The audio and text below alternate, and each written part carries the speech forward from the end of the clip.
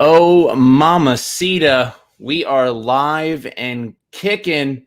Welcome, everybody, to the second part of Harley Quinn, the animated series, season one, the review. If you joined us last week, I thank you so much. I am actually currently awaiting two of my co-hosts, and that is my bad because I was late to send them the link to join this wonderful stream. But as they are coming in, I'm going to go ahead and just introduce their channel. I'm going to go ahead and just say hello to all of you guys. If you don't know who I am, my name is Joshua Thomas. Welcome to the channel. If you're just discovering it, this is Just Giggle It. We do a ton of sketch comedy. We have a series called Harley Quinn and the Joker versus the Real World. And that is why we are here today. I created this show that follows Harley and Joker going from Gotham City to Los Angeles.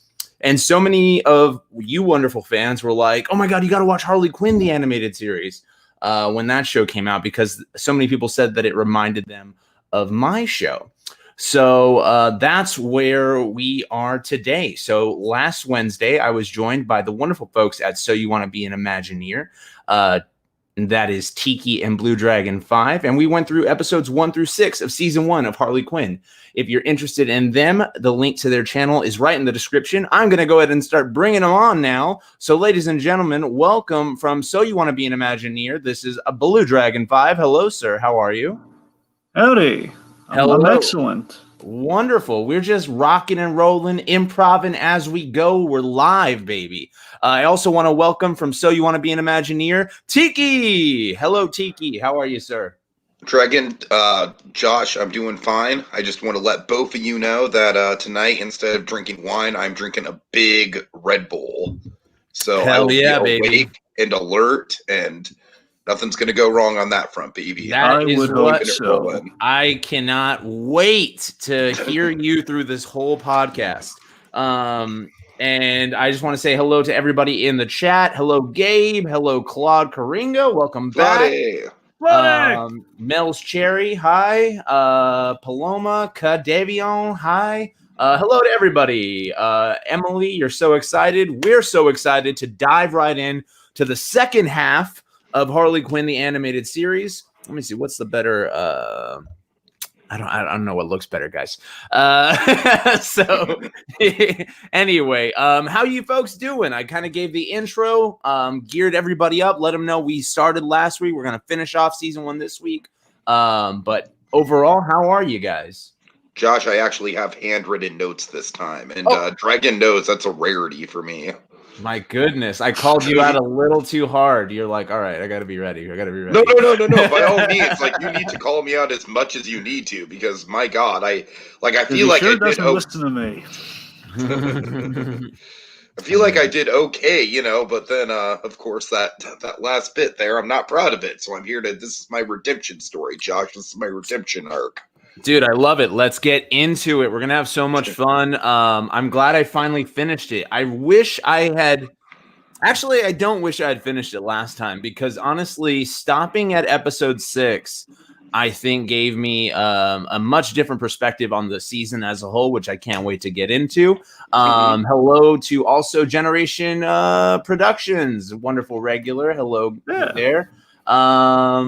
Gabe saying it's great to see you guys. Guys, make sure you're leaving questions as we go through these episodes. We're going to try to be a little more sticking to a format today versus going all over the place, but we'll be gladly taking questions as we go along. And I encourage you guys, Tiki and Dragon, if you guys see a question you want me to shout out that we can deviate to, let's get into it.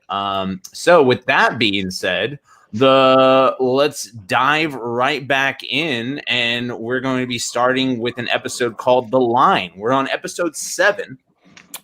And so the way I kind of want to do it this time around is start each episode with a little recap, and I would leave it to either of you guys if you can give us a little recap breakdown of the episode, and we'll give our first impressions of it. Okay, Dragon, why don't you start with this one, and then I can do the next one. Right, well, I think I can keep it pretty simple with the recap. Basically, the overall thing of the episode. The Queen of Fables is literally unbound this episode. She's back. She's got a body. And Ivy, it's date night for Poison Ivy. So that's pretty much it's pretty much the episode on a whole. I mean, if you want to dig into it a little further than that, it's this whole episode's about defining your level of villainy, and that's kind of what Harley Quinn's doing this episode, kind of figuring out where what kind of villain she's going to be, like where the line is drawn for her. Hence, the episode title. Exactly, and almost kind of making Harley stick out from the rest of the villains. She's our protagonist. She's who we're following. She's not like the rest. So, very much so. In that regard, I'll start off with my first impressions. Thank you for that breakdown, Dragon. Wanda Sykes wonderfully plays Fable. And I thought that she had a lot of wonderful energy, and especially knowing where the season goes, they, set up her character very well in this episode to show like what her powers are and pulling things out of fairy tales. And so I felt like it was a good setup for her character, for, like I said, sticking Harley Quinn as the protagonist, that she's not going to just kill for, no good reason. There's a great, the violence in this episode is. Oh my God. It's definitely the most violent of the season. For sure. Well, with anything having to do with Fable, it seems, is just going to get super bloody and super gory.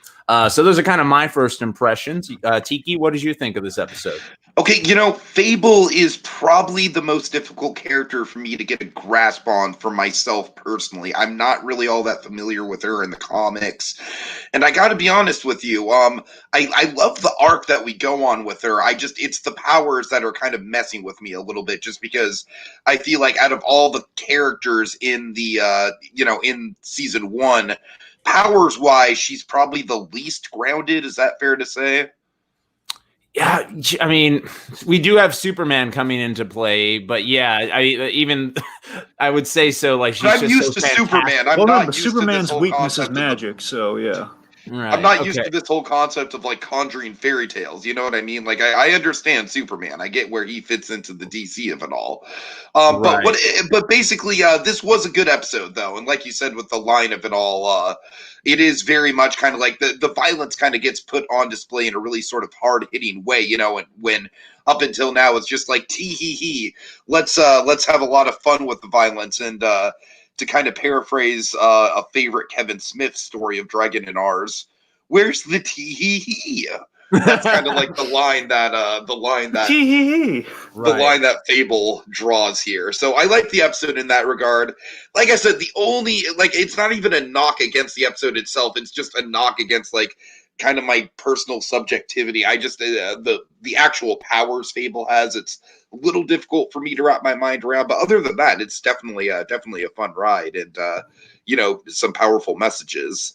Okay, and Dragon, before we chime into and break this puppy down with some of our favorite stuff or things we didn't like, what were your first impressions? You gave us a great recap, but what you actually think of the episode?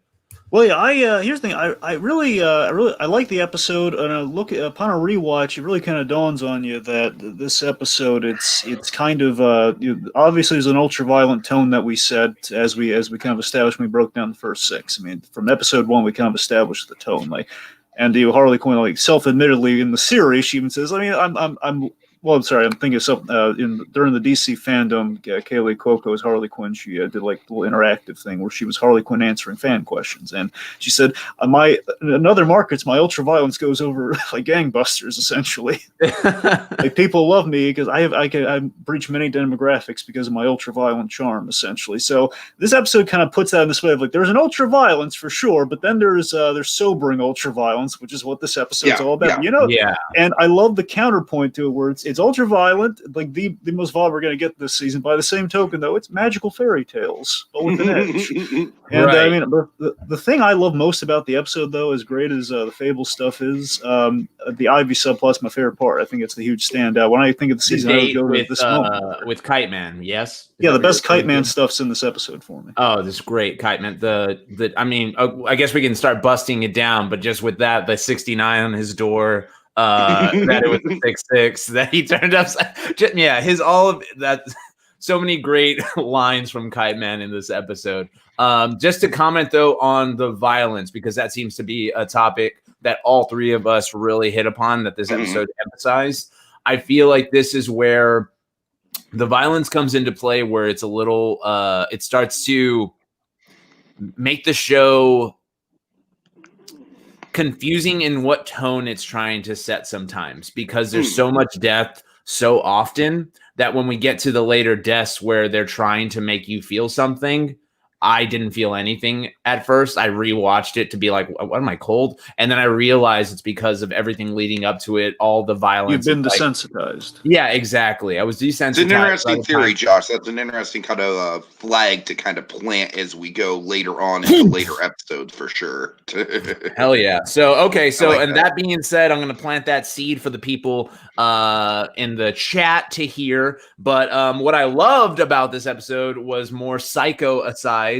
And that just keeps rampant through the entire episode, or through the entire rest. I think we already established in part 1 that Psycho was our favorite side character. Does that remain true? Yes, although I did love the Rambo Gus in this episode until he met a demise. But yeah. No. Yeah, I would say that it's between Clayface and Psycho for sure for me. Oh, they're both good. They're both good. Yeah, they make a good odd couple. I mean, look, Psycho's great, but I mean, King Shark, guys, come on. Oh, God. Yeah, we're sleeping on King Shark. We're sleeping on King Shark. You're right. What I'm saying, I mean, come on. I mean, look, Psycho's great, and of course, I love when he creates like the life-saving force field. I just feel like Psycho is the most realistic of them, given the times. True. And again, I just love that novelty of the Wonder Woman villains having kind of the, he and Giganta having a child, and then going through like a messy divorce and all that. That's just priceless. It's yeah, and then even when bringing it back when Ivy gets giant later, his fascination with big women. Right. Yeah, I don't even remember, but I have written down King Shark faint for this episode. I don't remember exactly. I love how he's geeking out over Humpty Dumpty. We graphically murder when we turn him into an omelet. He doesn't just fall. No, he's decapitated. But again, he's an egg though. Is that the moment when he faints? I can't even remember. No. He faints when the 3 little pigs are doing the cleanup job. Oh my God! It's horrifying. That's like Hannibal level stuff right there. Like, not the pigs, not the trained pigs. And then I also have Fullest House reboot. I believe that's when. What is that? I just wrote down random things and I don't remember this episode. Okay, so the Fuller House was Clayface's demand, because the whole episode's about getting the weather machine from Cord Industries. And you demand a reboot of Fuller House called Fullest House. Yeah. Right? Yep. Oh man, okay. Clayface getting into executive producing, essentially. Yeah, and then so moving into, aside from those are kind of the jokes that I guess I loved about this episode, and going into what you loved, the Kite Man stuff. Mm-hmm. I want to talk about a little bit with you guys, and maybe in the chat if you have any questions about this. But something I felt like this episode really emphasized and explored is the celebrity of a villain. And, like using the easy example of the restaurant, and like how if you're in the Legion of Doom, you can get a table like that, but Kite Man's there, like, drop your name, come on, Poison Ivy.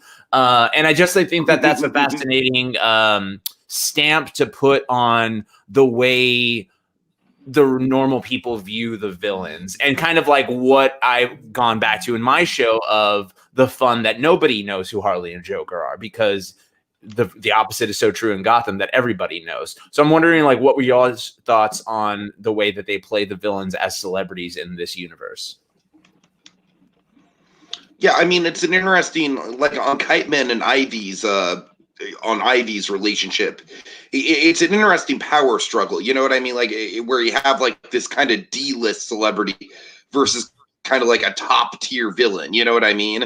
And so them dating each other kind of like shows all the kind of pitfalls of like a C-list celebrity dating an A-lister, and kind of like the inadequacy complex that could come from that. But what I love about Kite Man is that they kind of subvert that. But yeah, just generally speaking, with the celebrity status, I mean, that's what I love about Psycho too. Is that Psycho is the canceled celebrity. You know what I mean? It's like all these people are, in some way, shape, or form, they've got their brand. Yeah, and it's a lot of fun. Even like how you keep bringing up Psycho, like the bomb guy. Yeah, I'm gonna blow up that. And then Drago, what about you with not only the celebrity, but you want to dive into a little bit of your favorite part being the Kite Man stuff in this episode date? Absolutely. So yeah, so we kind of touched this a little bit in the first part. Again, they kind of mined an idea that Paul Dini had worked with, but they literalized it in such a wonderful way with this whole the villain culture being like a celebrity thing. Usually with like Gotham, that's why Arkham's such a revolving door, because the villain. So with the exception of the Joker, it's like it's the tourist trap. We're gonna bring him in. That's why like real life celebrities when they commit crimes, it's a slap on the wrist. It's sad but true, and I like that we kind of literalize that here in terms of like the popularity and Ivy being a little ashamed of her attraction to Kite Man and trying to hide. But that's the thing. So Ivy again, I feel we underserved Ivy a little bit in the first. We talked about the green thing for sure, but again, Lake Bell's Poison Ivy. You gotta remember, Poison Ivy is a character who has not really gotten a lot of definitive takes. I mean, right now all you have is the animated series, Diane Pershing's, and that's great. And for me, that's preferably the human version. And just Ivy again over the years, like the Gotham, like a whole bunch of they cast Ivy 3 times, a lot of points, nothing definitive. A lot of weird stuff. Oh, right, when she was like a kid and then she was older and then. Mm-hmm. Oh, that was a hot mess. Yeah, that's what I'm saying. There was a third. Which was the third one? There was a third one. The third one was actually, I think, probably the best of the bunch. It was it was Peyton Listing, I think, is her name. She but is it because they age her again? Or? Yeah, they aged her again. Yes. Yeah. It's so dumb. That's what I'm saying. The point being, Ivy is that we've never really, the Arkham games being an exception, which again, Arkham games are kind of like, they're tonally like a PG-13 version of the animated series pretty much. But sure.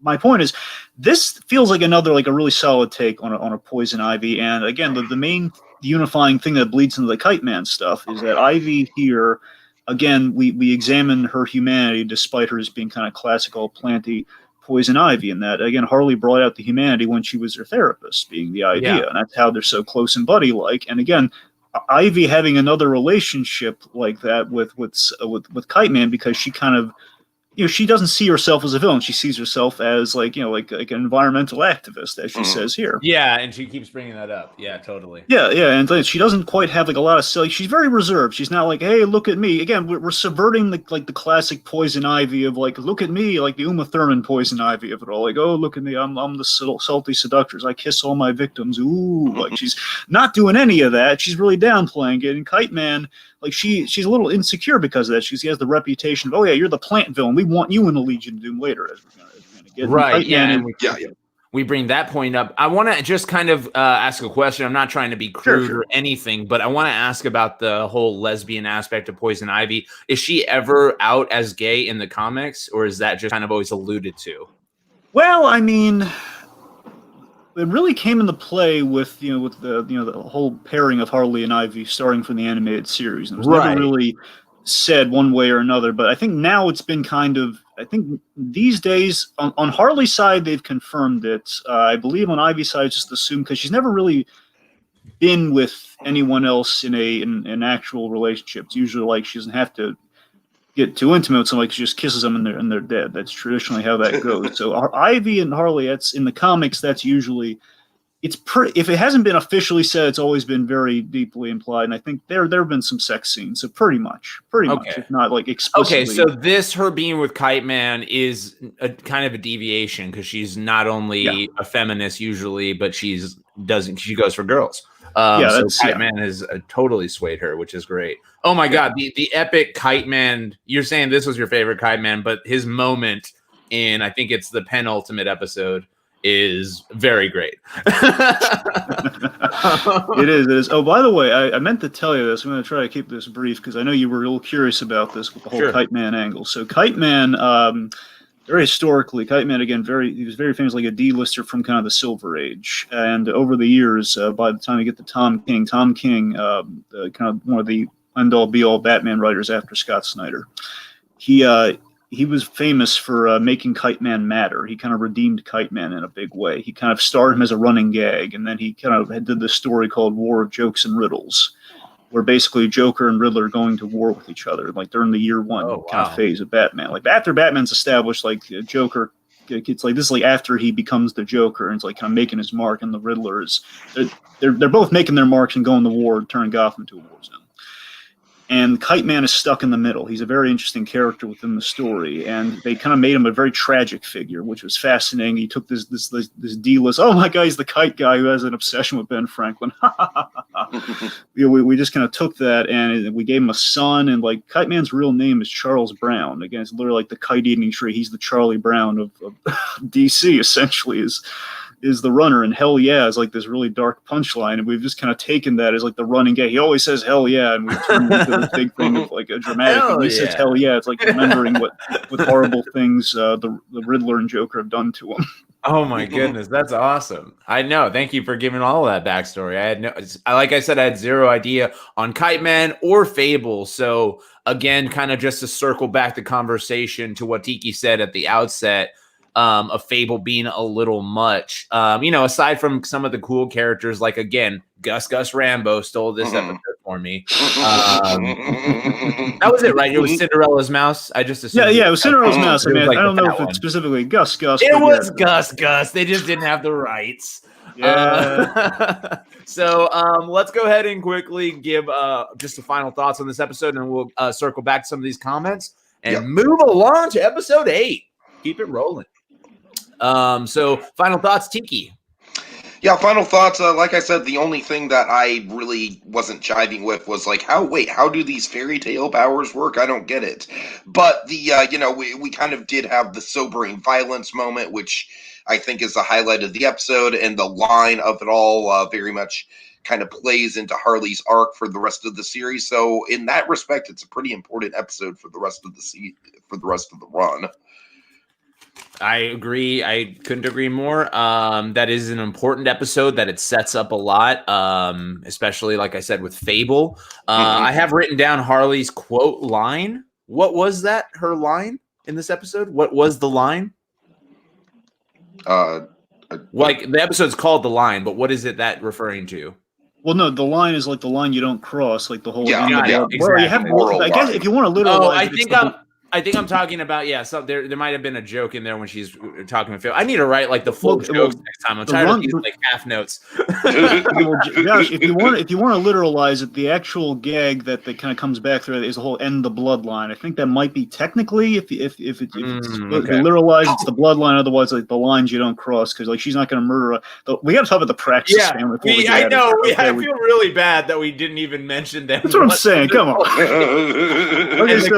I thought it was Static Shock at first. I didn't know. Okay, no, this is funny. Well, you're half right. Okay, so Phil LaMarr does the voice of Jason Praxis, and of course, classically, Phil LaMarr does the voice of Static Shock. So that's kind of funny. That's really. I didn't know that. That's Jason Praxis is essentially he's like same thing with Queen of Fables. Queen of Fables is a Justice League villain, but again, not like a well-reported Justice League villain, and the same. But we've made her a little more like Wanda Sykes, look and sound like Wanda Sykes, and Jason Praxis, essentially, the electrical thing is purely for the show. He had like a psychic thing, I think, in the comics. It's like his family did die, and he went kind of crazy anti-hero sort of thing. But that's the thing is like this whole Jason Praxis as this guy with like an epic backstory with the voice of Phil LaMarr is awesome. Like, oh god, like Harley trying to parlay. Is there anything we can do? Can you bring my family back? Let me check. What's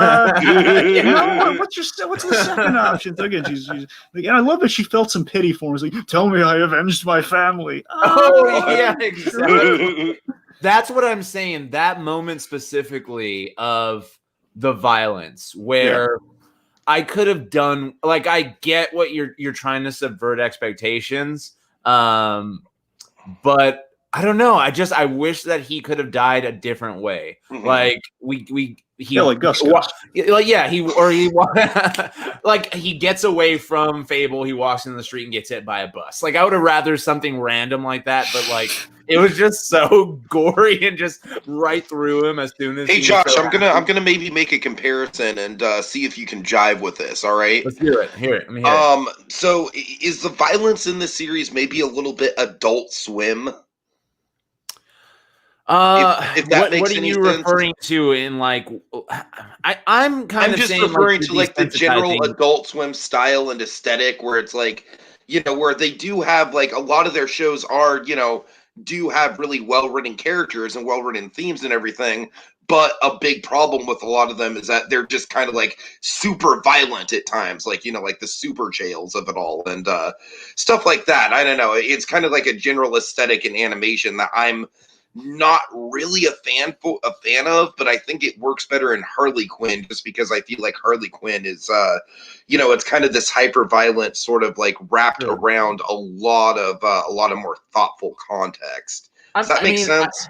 I get it. I get what you're saying, but I think I don't have a problem with the violence. It doesn't like offend me or like it's not too much for me. I have a problem with it when I feel it ruins potential better moments I hear that could have been had. So in this case, there was like a moment that could have been up for grabs and you went for the violence, which I didn't think was funny. And later I feel like the violence gets in the way of what I should have felt gut wrenched about when it happens. So that all being said, let me see. I also want to just point out King Shark's line about Gus Gus, where he was like, that or the fact that he smoked human-sized cigarettes. Unfiltered or not, he was like going through them. Yeah. Oh my God. So that all being said, let's kind of circle back into some of these things that everyone's talking in the comments. Thank you for chatting along. We're just covered episode 7 of Harley Quinn season 1. Claude Karinga, what fable would you want to be in and control? Let's go through that. Tiki, you got an answer? Man, so many good ones. Let's see. You know what? I would just I would do Hansel and Gretel, but I would just kill the witch instantly when I get to the house, and then just like indulge in the candy house. You know what I mean? Like I'd kind of cheat the system. Yeah, just Homer Simpson that bitch. Like right, just like free candy house. Just like I know the witch is gonna be there. I'm gonna throw her straight into the oven once I get there, and then just indulge in the candy house. Right. Dragon, what about you? Probably. I mean, it might be really brutal, but I mean, King Midas. King Midas. Oh wow. You want the golden touch? That's what I'm saying. Wouldn't you want to have that guy on your side, though? I mean, if you're Queen of Fables and you want so one you to be wouldn't want to be like King Midas, but you would want to be like associated with him. Yeah, like Midas. Like as your disciple. Again, if you're Queen of Fables, you're calling the shots. Okay, Midas, golden. Right. Okay.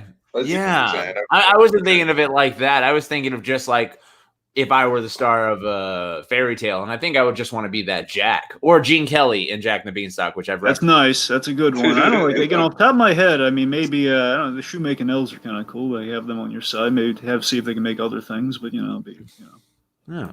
Let me see here. There's a great comment from Gabe Nearest. Imagine if you added Superman to the Harley Quinn and Joker versus the real world. Oh man. That would be so crazy because already it's kind of like the Fable. Fable's so fantastical even for this show. And it's a cartoon, So it's kind of like the more, and I reference Superman because the more powers, it's almost like we referenced Dragon Ball Z in part 1 of this review.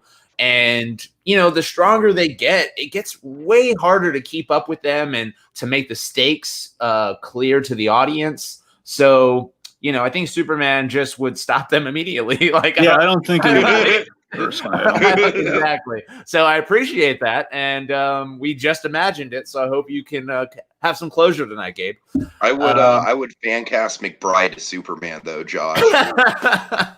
I told both of you that McBride was supposed to be Bruce Wayne at the end of the pilot. Oh, God. At the end of the pilot, we filmed Bruce Wayne knocking on Addison's door looking for the Joker, and it was McBride. But it was just like I'm really glad you guys didn't go that route. Oh yeah, me too. I'm so as happy. Much as I like McBride, and that would have been cool to see him as Bruce Wayne. That would have been way perfect into the series. Yeah, McBride. I was always planning on McBride being Bruce Wayne from the onset. I don't know if that would still. I know who your Batman should be if you can't get McBride, but. Eventually, but send me an email. Let me know these things. Okay, everybody. I want to also say hello to Toy, being 15 to 20 minutes late. No problem. Thank you for joining us, Toy. You're awesome. Generation Productions. Well, I assume Poison Ivy and Harley Quinn were bisexual. I mean, with Harley, that's a fair. Right, That's kind of where I lean to. I think, especially more in Harley's case. I don't know about Ivy though. Maybe in this series. I mean, Harley's had a couple. I mean, she was. I forget if she ever completely did the deed with Lobo in the comics, but I mean, I'm saying there have been people with Harley. So we all know what she did in Robin in that movie that will not be named. All right. Yes. The point being Harley. You mean is it called Harley Quinn and Batman? Is that what that movie's called? Batman and Harley Quinn, I think. Yeah. Oh God, Josh, that movie just haunts Dragon and I. It's no, me too, dude. That was one of our low podcasting moments right there. Was having to talk about that movie. I think what sucks is like when you're looking forward to something. Like I can't imagine if one of the episodes of my show came out and just blew massive chunks. It was for the 25th anniversary too. It would be like if Hey Arnold the Jungle movie came out and it was just like, what is this? This betrays everything I love about Hey Arnold. Let me see here. Gabe, would you think about adding King Shark to Harley Quinn in the Joker vs. the Real World? If you did, how would you think it would be? Osio, baby.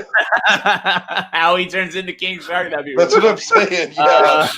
Osio's used to the prosthetics. If anyone can do it, it'd be him. Yeah, that would be insane. If I had the budget for King Shark, there would be way more episodes already. So honestly, if you could get a King Shark that looks as good as the Beast, then I think you'd be on the right track. I mean, it would just be so hard for that mouth to be moving. I mean, it's going to be all CGI in the James Gunn movie. Right. I'm sorry. Before we go further, so I can just call it out here before we go. With my favorite, but with Kite Man though, because kind of got away from it. It's the.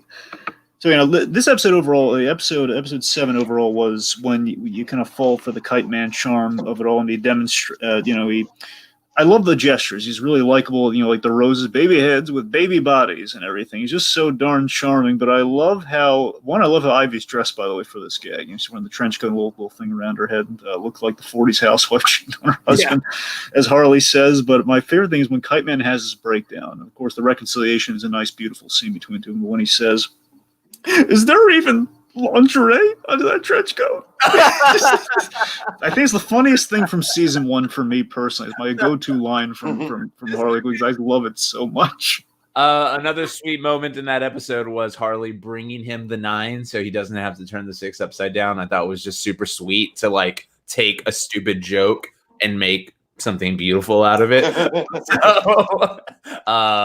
Yeah. Definite big fan of Kite Man. And let's keep it rolling into episode 8, which is LOD RSVP. So if we can get a little recap to start off with, thank you everybody for joining us in the chat. We will get to your questions again probably after we cover through this episode. So keep them coming through as you hear us talking. If you're looking at my shirt and being like, wow, Josh, that's an amazing Just Giggle It shirt. It's available on justgiggleit.com and you can click on shop. They're there, baby. All right. That's a nice shirt. Dude, this is I want to get that shirt, Josh. It's a matter of budget for me, but I need to get it soon. Dude, you know what I need to do? We need to do some giveaways soon around Christmas time. We got to give away some merch. So maybe I'm sure you'll win. You got all the knowledge. So, all right. So let's go ahead and get the recap of this episode. Tiki, please, sir. Sure. Okay, so after an Atlantean jewel theft attracts the Legion of Doom's attention, Harley and the rest of her crew gets invited to attend a get-together. But little does Harley know the only reason she's been invited is because the nefarious Lex Luthor wants to recruit Poison Ivy into the Legion. Meanwhile, crazy shenanigans ensue with Psycho, Psy, and a family drama of monstrous proportions.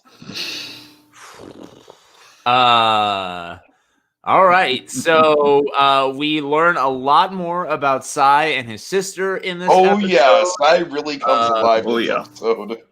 I love that Clayface's Aquaman was very similar to what Aquaman was. Like this was almost super close on.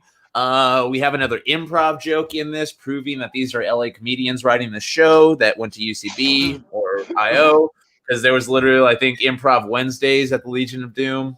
And I think my favorite joke was the oh my god, it was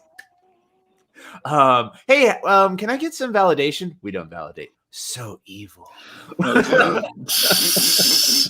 And we have I don't usually go to the comments yet, but how can we not? There's so much to talk about. We are huge fans of Giancarlo Esposito here.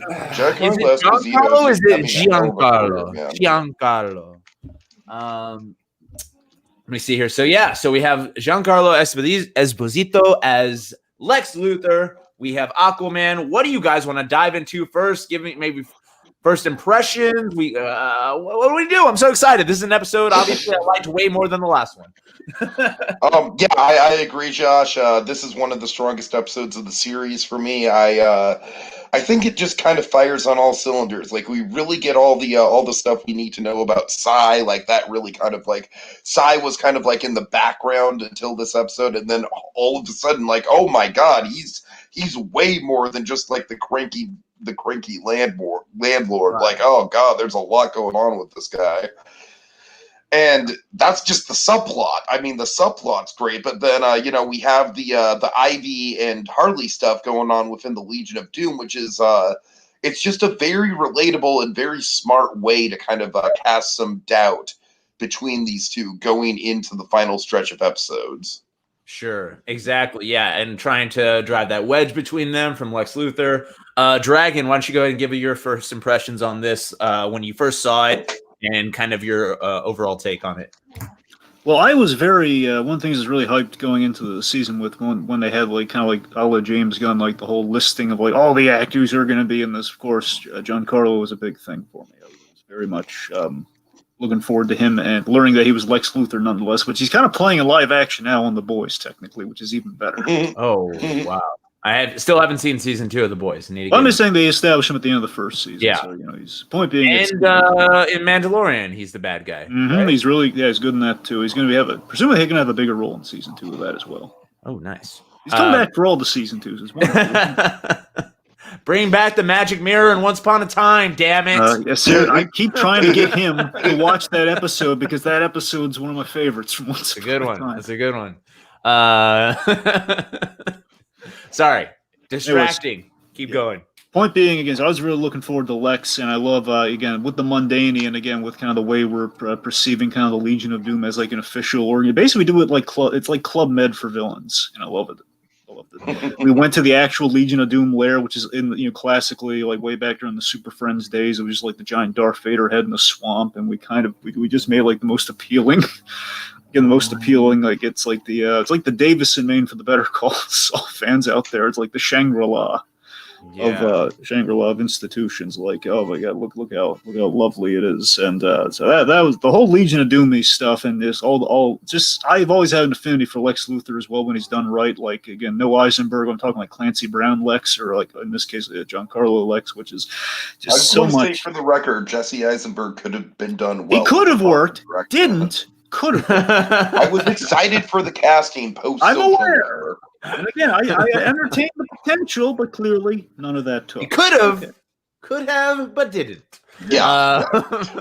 So ding, ding, Giancarlo Esposito was great for me. Aside from the fact that I could hear his mic, like he just has such a bassy voice, so I could just hear that it's a voice. Like I kind of got lost for a second, and I'm so weird about that. Again, working in entertainment and especially like editing and sound, like hearing certain things. So that like he just has such a bassy voice, and I don't want to ruin it every time you watch him from here on out in this show. But like you'll notice next time, just like his breath comes through so much more than anybody else. Great. Doesn't bother me at all, man. I mean, again, but it also goes very well with Lex Luthor. That being said, I loved the Legion of Doom. Like you were saying, the headquarters, the henchmen, checking them out, which we kind of explore even more so as it goes on in a couple episodes. And let me see here. I'm trying to think. It's got improv nights. It's got fish tanks. It's got the improv night. I think one of the things that bother me about the season, and I know I'm jumping ahead to our overall, but what happens? Did I miss where Lex Luthor goes? Where does Lex Luthor end up? He doesn't really have much. He kind of just like sows the seeds of dissension and kind of pieces out, if I'm remembering correctly. Dragon. You're after next episode. We just don't see Lex again. I'm trying to remember if he's even in season 2 because for what happens at the end of this, it's unclear who survives. So I mean, I assume Lex. I mean, it's Lex Luthor. He's got to be fine. Well, I guess that's my problem. So I love everything we're setting up with this, but Right. then in the last episode, it's the Joker and Scarecrow, and I'm like, where's Bane? Where is Penguin? Where is Lex Luthor? Where is everybody that they've set up? Because they've set up so many regulars, and then most of that's going to come back next season. I guarantee. I'm just saying, like in terms of like you're non-Batman or Harley Quinn affiliated here. I can't speak for like Lex and the gang in season 2. I really can't. I don't really think because it's given the ending of this season, that's why it's very focused on Harley Quinn, the Batman side of things. That's why. Right. But again, the whole getting. Well, we'll get more to the Legion stuff once the big event happens. Okay. And then to kind of piggyback on what you mentioned earlier, Dragon, I feel like Poison Ivy, as these episodes in the latter half of season 1 go on, Poison Ivy, Lake Bell's Poison Ivy, let's just say it right. Oh, yeah. Becomes just so much more endearing, and like the bits that she has with Harley and the rest of the crew, just all the little relationships that she starts establishing, and it just all comes to fruition when she's the one in trouble, and everyone doesn't think twice about helping her because she has genuinely been like the mom of the group without saying it. So, and this episode, really emphasizes that with her. She doesn't want to be there. She's only doing this for Harley, to try and be part of it. And then it all just kind of like goes haywire towards the end. It ends with like a huge brawl in the Legion of Doom. Is that right? Like Aquaman. Yes, well, Aquaman crashes the prospective members party. So the idea is like it looks like KG Beast, who Harley kind of tangled with earlier for the heist of the bombs earlier, like on the train when she realized she needed a crew. It was KG Beast on the train, but then she took him out rather easily. So I love the fact that KG Beast can't bring his trademark gun, so he has like all like the weird like the soup attachment and like the middle finger attachment for hands and everything, which she gets like flips her off with a metal hand. But yeah, she's there as like a perspective and everything. Of course, the real thing is that Lex wants to get Ivy in there. The real question that we don't quite solve this season is here's the thing: Lex Luthor, as typical as he does, he has an ulterior motive. And the ulterior motive mainly is to get Ivy in there. The real question is, given he screws over Ivy with the whole like, you gave Ivy a chance, like last chance, going once, going twice here. Do you want to? Are you going to go in and Ivy prepares Harley for a fall here? And of course, after the Aquaman affair, it's a question of did the Legion of Doom actually get won over after the Aquaman bashing, or is Lex doing that as a screw to Ivy? Or third idea. Did the Joker, given his grand plan? Yeah, I was feeling that it was all a ploy for like just what the Joker wanted to, and Lex was helping him out. This is also the episode where we set up the pitches, or is that next episode? The pitches are next episode. Okay, great.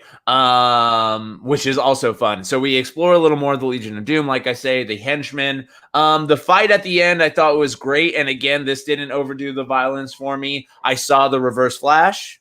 Oh man, you know me, I love the Reverse Flash. I walked by. I was like, hey, Reverse Flash. So, I mean, that's what I mean. The show just opens itself up to, it's Easter eggs galore. It has so much fun.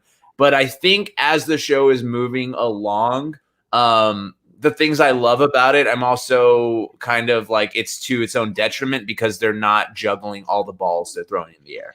I hear you. So, and to that being said, let's talk about the subplot of this episode, which is Psycho and Sid. Miravel mentioned that, which is the sister. So this was your favorite subplot of all the episodes? Maybe honestly, it's just so crazy, and what I love about it is it really does like Sai is this character who's kind of like when I first saw him, my first impression of him was basically just like, oh, he's like the landlord from the Raimi Spider-Man movies. You know what I mean? He's just kind of where's like, rent? Yeah, where's rent? Exactly. I don't know if just because I have so much rodent. respect for Jason Alexander or like too much respect for him, but when Sipka's Yoda. there we go. When he came out, I just thought it was a cameo. I was like, oh wow, they got Jason. Right, exactly. No, this guy's from the comics, all right. It's from the Harley Quinn. Yeah, I was blown away in this episode just how much depth is given to him. It's just like not only does he have this crazy background, but he's also just got this sister that he's dealing with, and just he's got some tragedy in his life too, and that's there's a lot to explore with this character. He's just a nasty Inspector Gadget. Right, that's a great way to oh god. And especially as we get to Harley Quinn Highway. Oh boy, I can't wait. Cannonball Run shenanigans. So yeah, and so at the end of this episode, how does this? The finale is they're talking as we see here in the picture, and then they let her loose. Is that right? Yeah, they let her loose into the city. It's kind of a that. Well, I mean, eventually someone's going to intervene on that, I guess. Right. Some superhero's going to come for her.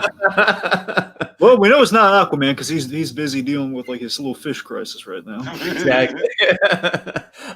So just kind of to start pivoting into the final thoughts and take any other points you want to make, or make any other points you want to make on this episode as you're wrapping it up. I love this episode more than episode 7. The Legion of Doom Tower, the whole like agency of it, and the business side of being a villain is something I love, and I will never get bored of them exploring.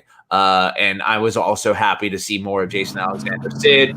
Can't go without saying Giancarlo Esposito being amazing. So I would say overall, this was one of my more favorite episodes of the second half of season 1. So Tiki? Yeah, I would agree. Definitely in my top 3 of season 1 for sure. Just because I feel like the main plot with the Legion of Doom is just really well fleshed out. It gives you all that good, the corporate side of the villains, like you were mentioning, Josh. That just this show does really well. And then on top of that, it just fleshes out a side character incredibly well in a really fun and interesting way at the same time. So yeah, this episode definitely fires on all cylinders for me. 100%, Mr. Dragon. Again, I'm a sucker for the mundanity within the villainy in this episode. It definitely has gobs of it. I'm also a sucker for a good Lex Luthor, which I mean, how can you do any less with the great Giancarlo Esposito? I love that he's friendly yet cunning Lex. He's such a perfect corporate spokesman. Of course, but the fact that we get to have it gets even better in the next one. I just love this whole the Matt Damon conversation he has with Ivy and kind of like using you invite Matt Damon because with basically using the movie comparison. I don't see a lot of movies like that sort of humor. It's like that's great. With the overall with the Harley of it all, again, just seeing the progression of Harley Quinn, again, the line introduced, again, she's drawing a line of like what kind of villain she wants to be, and now again, like so wonderful with out of 13 episodes, at episode 8, she's in the big leagues and she's inducted, but of course, she's a little on the rocks with her old pal Ivy. I love that it has like that intimate ending with the phone text. Like she could text her, but she deleted the text. Like I don't know. Of course, the moment she's separated from Ivy, who walks back into her life? Mr. J. Well, I guess I'll never be gone.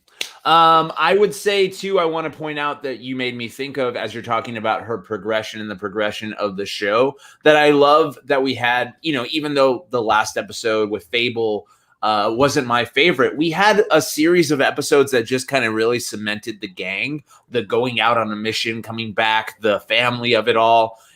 So that now when we start separating them in this episode, it's going to be to the detriment of the audience, and we're going to start feeling like, oh no, we want them together, not apart. Please. Yeah, for sure. So I just to point that out in the arc of a season, since we're talking about the season as a whole. So that being said, kind of wanted to jump into these comments before we dive into episode 9. Toy says, I was going to get that shirt, but I was concerned about where the words are and just how hard people would have to stare to read and understand what it says. Well, the words are right here on the chest. So whenever people want to read Just Giggle It, That's what they'll read. Toy, I hope that answers your question. Claude Caringo, which performance was better, Giancarlo Esposito as the Phantom Blot or as Lex Luthor? I don't. Okay, Tika, has this happened on DuckTales yet? Yes, it has. It has. I haven't seen it, but that sounds amazing. I got to give it to Luthor just because we haven't seen much from Phantom Blot yet, and Luthor definitely kind of like more lives up to Giancarlo Esposito's sort of like very, very cunning and criminal ways. Phantom Blot is more of a comedic villain, so if you want a more comedic side to Giancarlo, you might check that out. Claude, I'm curious, is his mic very deep in DuckTales? Bassy Mike. He's got a bassy mic. Because he's got a bassy voice, man. I think he recorded from home. Well, it sounds different than the rest of the recordings. But he can afford it, man. He's he's earned a lot of points there. I didn't know we were arguing Giancarlo today. I love it. I love that Dragon's like, you will not speak ill of that man. No. Won't have it. His bassy baritones are what get me through the night. Oh, gosh.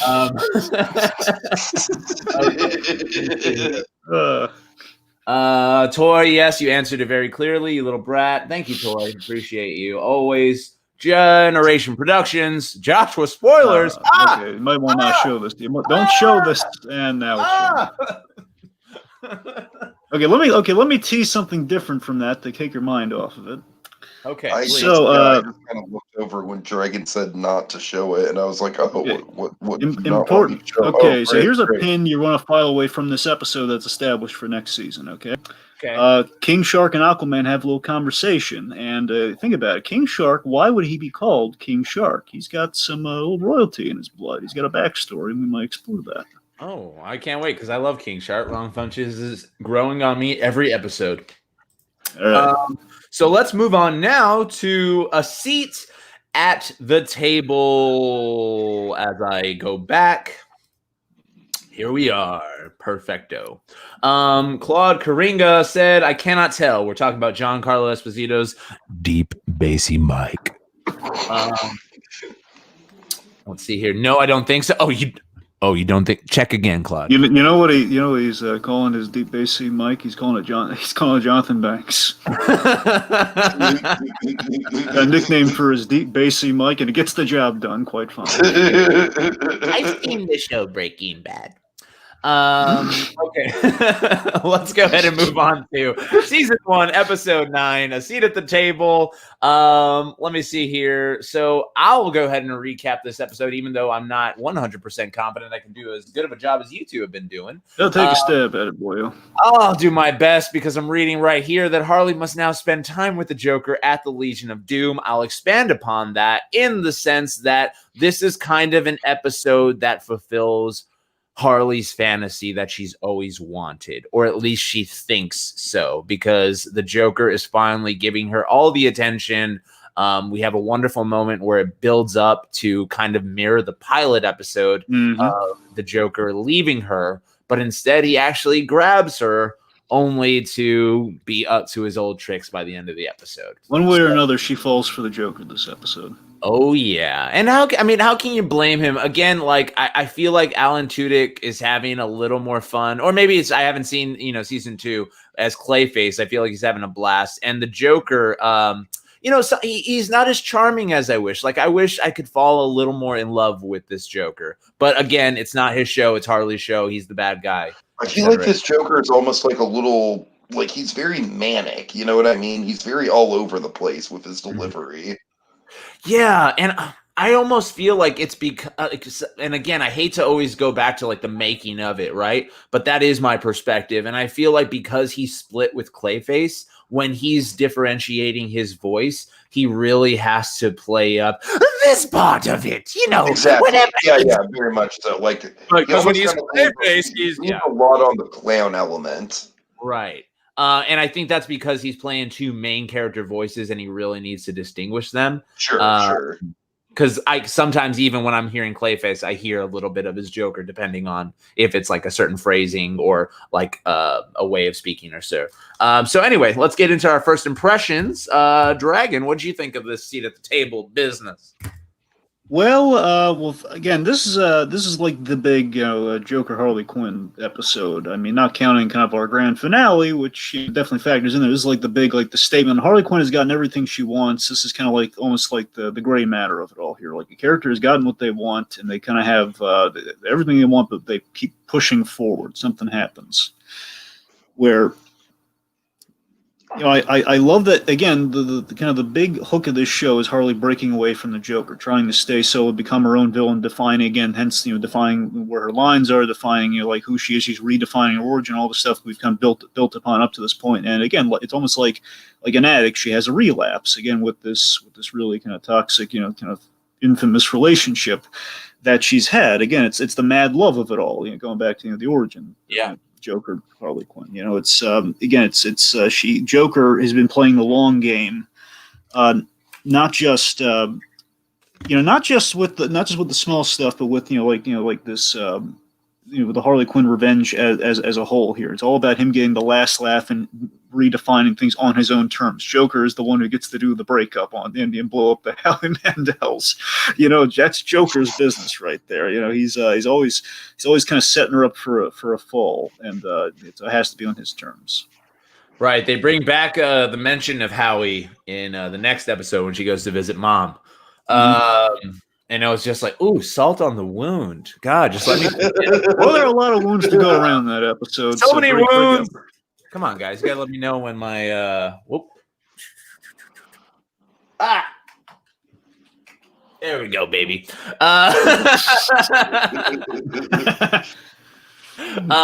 Speaking of the Joker.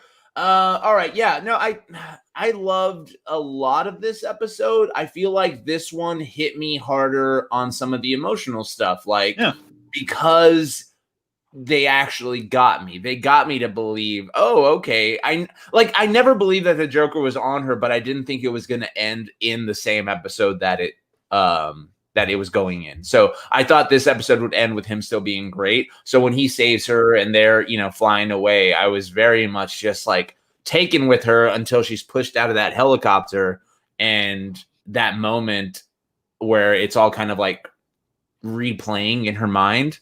That hit so much harder for me than a lot of the other moments that they wanted me to feel those type of emotions. The moment with Batman really got me too, where Batman just says, "Some things never change, Quinn." Yeah, that's a bit, and they got him just saying it like almost like it's like that's the real insult of like Batman's just saying, if Batman had any, obviously he's not really invested in any of this whole relationship stuff. It's just like, okay, Quinn's making a name for himself, which means she's really stirring the pot of trouble recently, and it's like, and she's back with the Joker. I can't say I'm not surprised. It's like, oh, yeah. And this is also to kind of go back to what I had mentioned previously about that we explore a little more of the Legion of Doom and their structure. Harley's henchmen have a side plot of getting checked out by Bane in this episode. So it's Bane subplot's awesome. Bane is back, baby. And he wants to blow up. What is it? A Daniel from 7-Eleven or something? No. He wants to. We're going to blow up Todd from Todd. It's like this the smoothie. It's like a smoothie juice or something. So basically, it's a smoothie place. Yeah. Razzie. I'm pretty sure it's a convenience, like a 7-Eleven or something, like a Slurpee. Like he's just like, I'm in here every day. Because he keeps getting his name wrong, and this is fantastic. Remember how genius this is? Bang. The Joker. This is what I'm saying. It's like the Joker has been just screwing with Bane with this whole Bang thing. He's paid Todd just to get his name wrong, just to do that, and just stir the pot. That's what I'm saying. That's the wonderful thing about Joker. Joker makes a point about it. They always remember me for the big stuff. It's the little stuff that he loves the small stuff. And again, that feeds into the grand Harley Quinn plot too. Yeah. Oh man, yeah. So I thought the Bane subplot was great. The subplots overall, like now that we're kind of breaking the minutia down of the episodes, are very good in this show. Every time that we're not even dealing with the main stuff or moving the story along with Harley, her crew, they do such a good job. Just like Tiki alluded to in the last episode. Supporting characters for sure. Yeah, because even the ones that are, lacking, they eventually get around to, like even Sid now is, you care about him, you have his backstory, et cetera. So, just a great, and that's kind of one of the things, to tie in my show with this is one of the things I'm most proud of is how much people care about Addison and Howie. And even absolutely. I care about Carmela, but I care about Carmela. Oh, KMG. Hashtag justice for Carmela. But I mean, that's my biggest. That's what I'm saying. I'm invested in that plot line. Yeah, because you can allow the audience to get invested if you take them seriously and give them something to get their hooks into. Versus, every time this character comes in, they're going to say a funny line, and they don't matter. They're just there for that, So, yeah. Overall, though, I thought this was a great episode. And does this lead into Harley or Ivy getting kidnapped? That's next episode when she goes to her parents. Yes. Yeah. You guys refresh me on. Yeah, we intercut between Harley stuff with Ivy captured. She gets captured at the end. So Ivy wants to. She wants to take over. Like she wants to screw up this factory. This factory's doing all the bad stuff to the environment. She bailed on Ivy through text message to hang out with the Joker. Right. And so Ivy goes alone, and that's kind of how it tails off. Why does her crew hate her? Just because she's abandoning them and because the news comes out that it's her on TV with the Joker. So this is what I'm saying. It's a question of how meticulous was the Joker. You never know. Like, how meticulous was it? Did he do the whole Bang thing, knowing that Bane would sign out Harley's henchman and the whole she's going to go to Joker for? Because again, he got her to go for the drinks.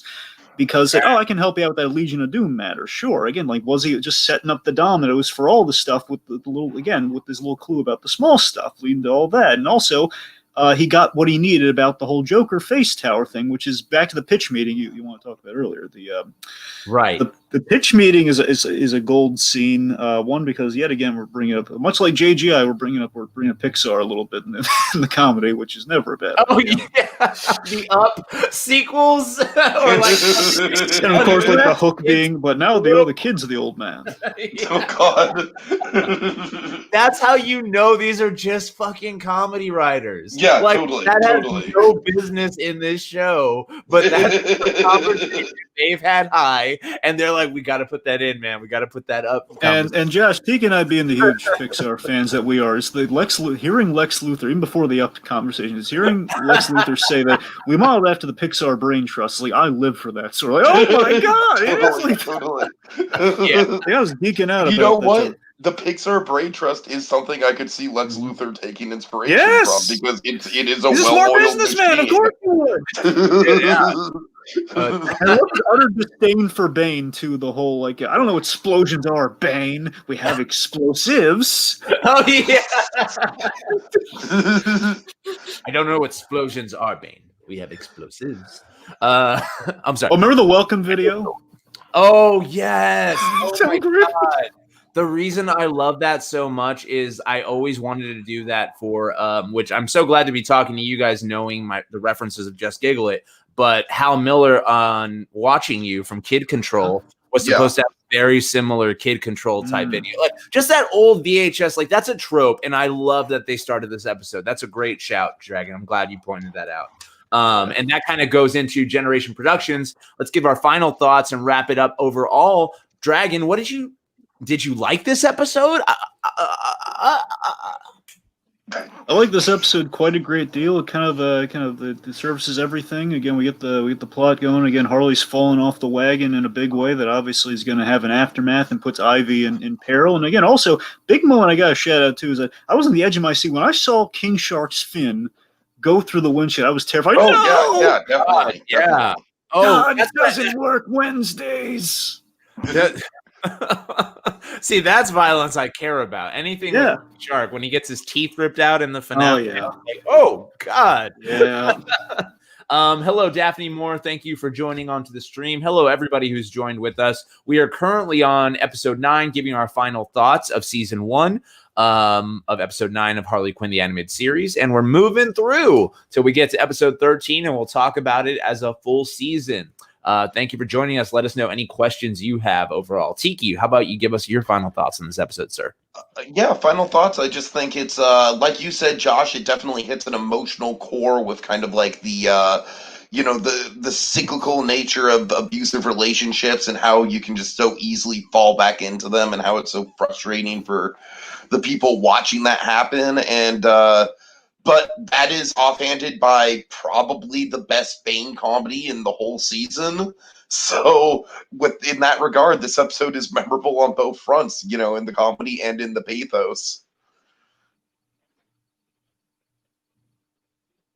That's all I got. Okay, sorry about that.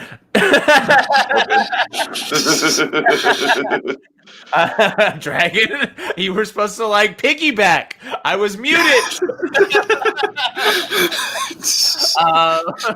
If you guys are soloed, that means Joshy is muted. Gotcha. All right. Gotcha. All right. Fair enough. All right. My final thoughts on this episode. Look at me. I got 2 headphones in. I'm like, what? Tiki's done. Tiki's done. God. So, yeah, my overall thoughts, I kind of give my piece a little bit, but I'll rehash it to say that, the bait and switch that Harley does in this episode, that it does to the audience.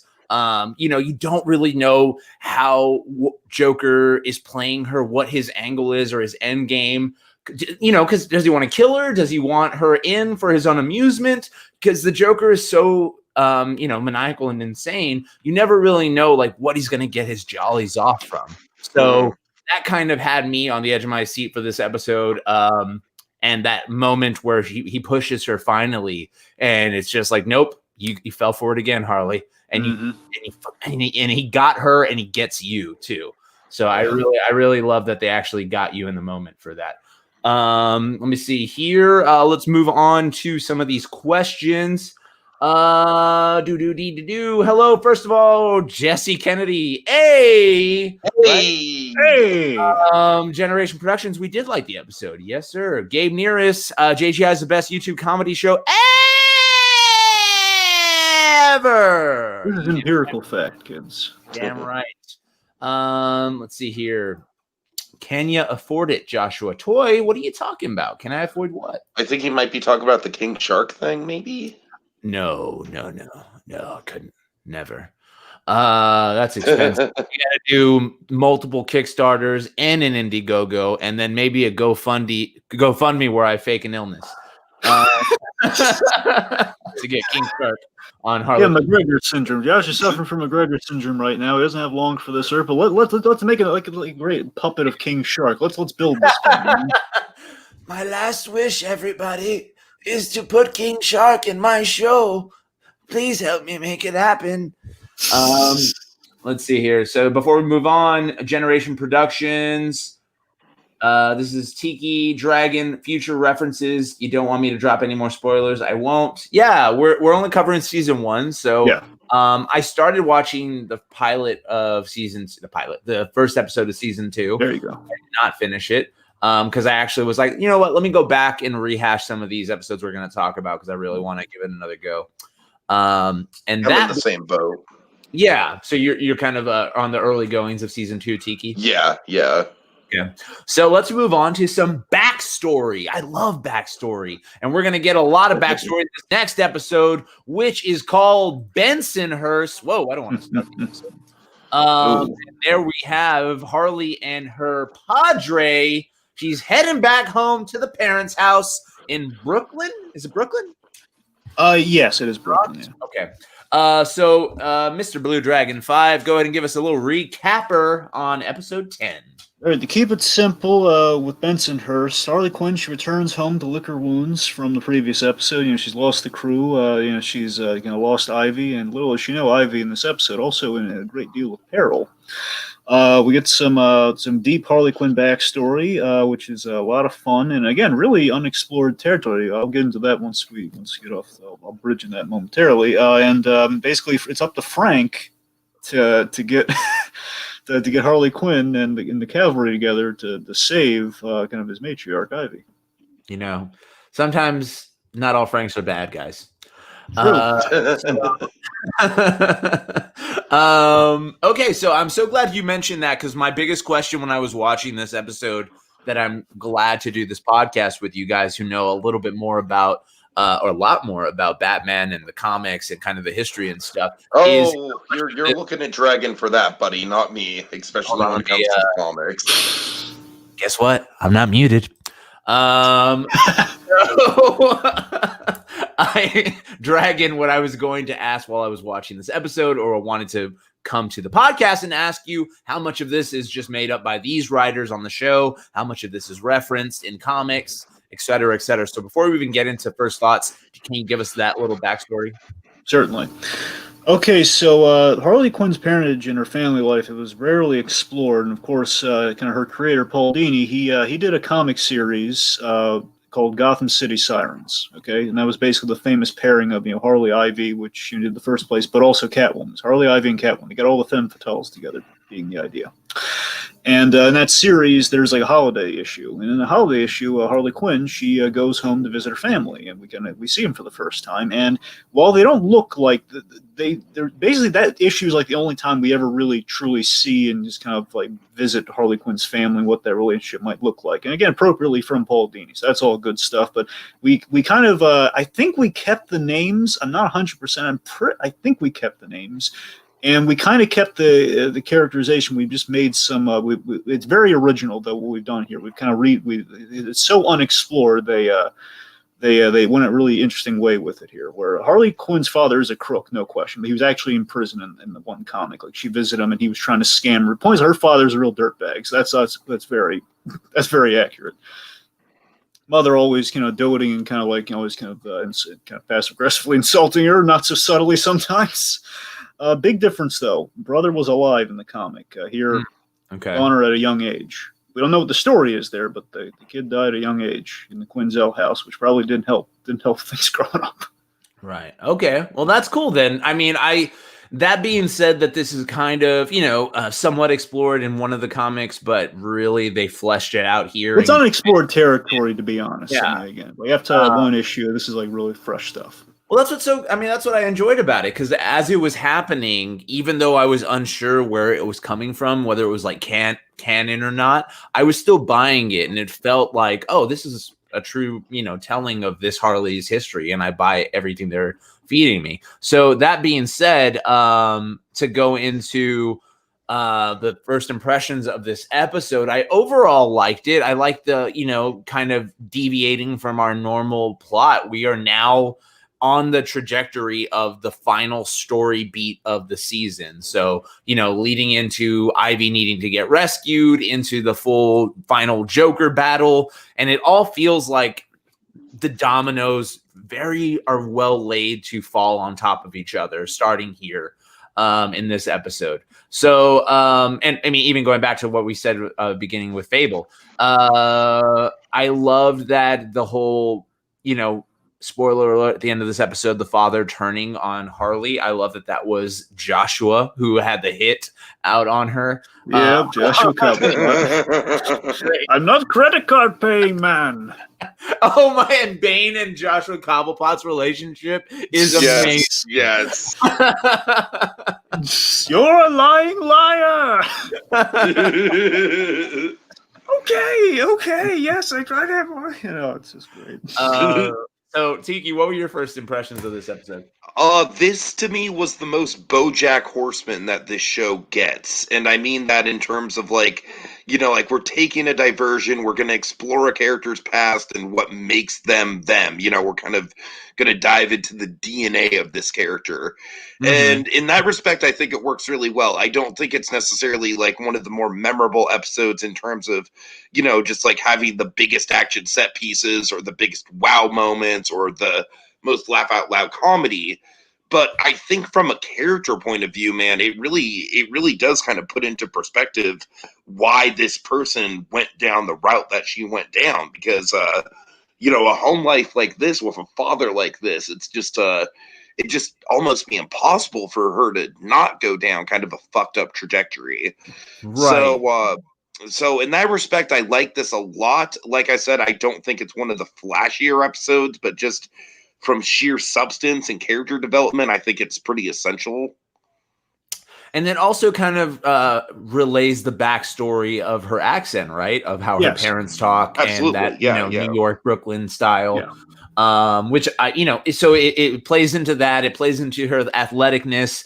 I wish that they would have given a little more airtime to her routine so that when she finally does it, it like mattered. Like, I know that she didn't get to do it, but it was just like, do that thing I didn't let you do. And it was like, well, I didn't even really see what it was supposed to be, like, so, yeah. I mean, you've seen what she could. Look at the Joshua Buck size. I think we know what she can do. I mean, what more do you need? I mean, no. But exactly. I'm saying that moment didn't hit because it was just like, I never saw her actually fulfilling something. Like, it wasn't like, okay, like showing her working on a move with her dad. All I needed was 30 seconds of a montage of her working on the routine with the final beat of that routine. Then she's at the competition where he tells her to blow it. I just needed that 30 seconds, Dragon. I'm sorry. I guess that's fair. When it doesn't hit, it doesn't hit. I can't lie to myself. I'm either feeling it or not. And Josh, sometimes they get me. This is a struggle I have with this man every day. Oh, come on! Don't be that guy. I'm just saying. I mean, dude, I'm the king of moments. I love making moments, and so when the moments don't hit, I have to point it out. Let's see here. So, but that being said, aside from that, everything else that happens in her downfall of like loving her family again, her family heartbreaking. It's just a constant like Harley can't catch a fucking break, right? And you just want to keep feeling for her. And even though she's the bad guy, so it turns into I think this ends with Frank getting Harley. Wait, doesn't Frank? Oh, the pothead. So just to give context here. So Frank went for an ad because he wants to go on missions and stuff. So Frank is taking out an ad for a pot man. Now, what he's neglected to realize is that this pot man is also a dealer. Right, exactly. And even Poison Ivy says, I think you misread.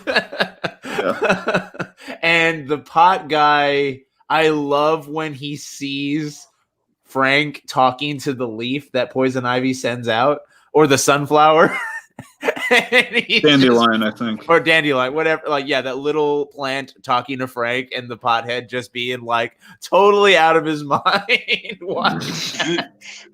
thought that was a great little scene. To just tie it into like, how those are the scenes we need to draw us back into the reality of like, what is the reality? Because like you say, when you bring up the character of Fable again, of how it kind of overshadows the base of the show, the reality of the show. So moments like that really bring me back to like, oh yeah. Okay. That's a real life character I can identify with, this like a normal person dealing with Frank and seeing that and freaking out. So, and of course, hallucinogenic honey doesn't hurt at all either. Just of course. And that being said, just to kind of point out too, I love Poison Ivy again. Dealing with the Scarecrow minions is really fun. Her powers in the show are awesome. Like just needing one. I mean, I know that is her powers, but just the way that they show and visualize everything. When we get to the highway chase, oh my god, it's so great. That's great. I love her powers in the show. So my overall thoughts, kind of just to start piggybacking, or shifting into final thoughts of this is, I really loved that they just tried to give us some backstory to explain how Harley became the way she is, added another layer of feeling for her, like maybe, okay, so she's out of Legion of Doom and Joker, but she got her family back. Oh no, her family sucks ass, and she's got to go save Ivy. We are on a ticking clock now, people.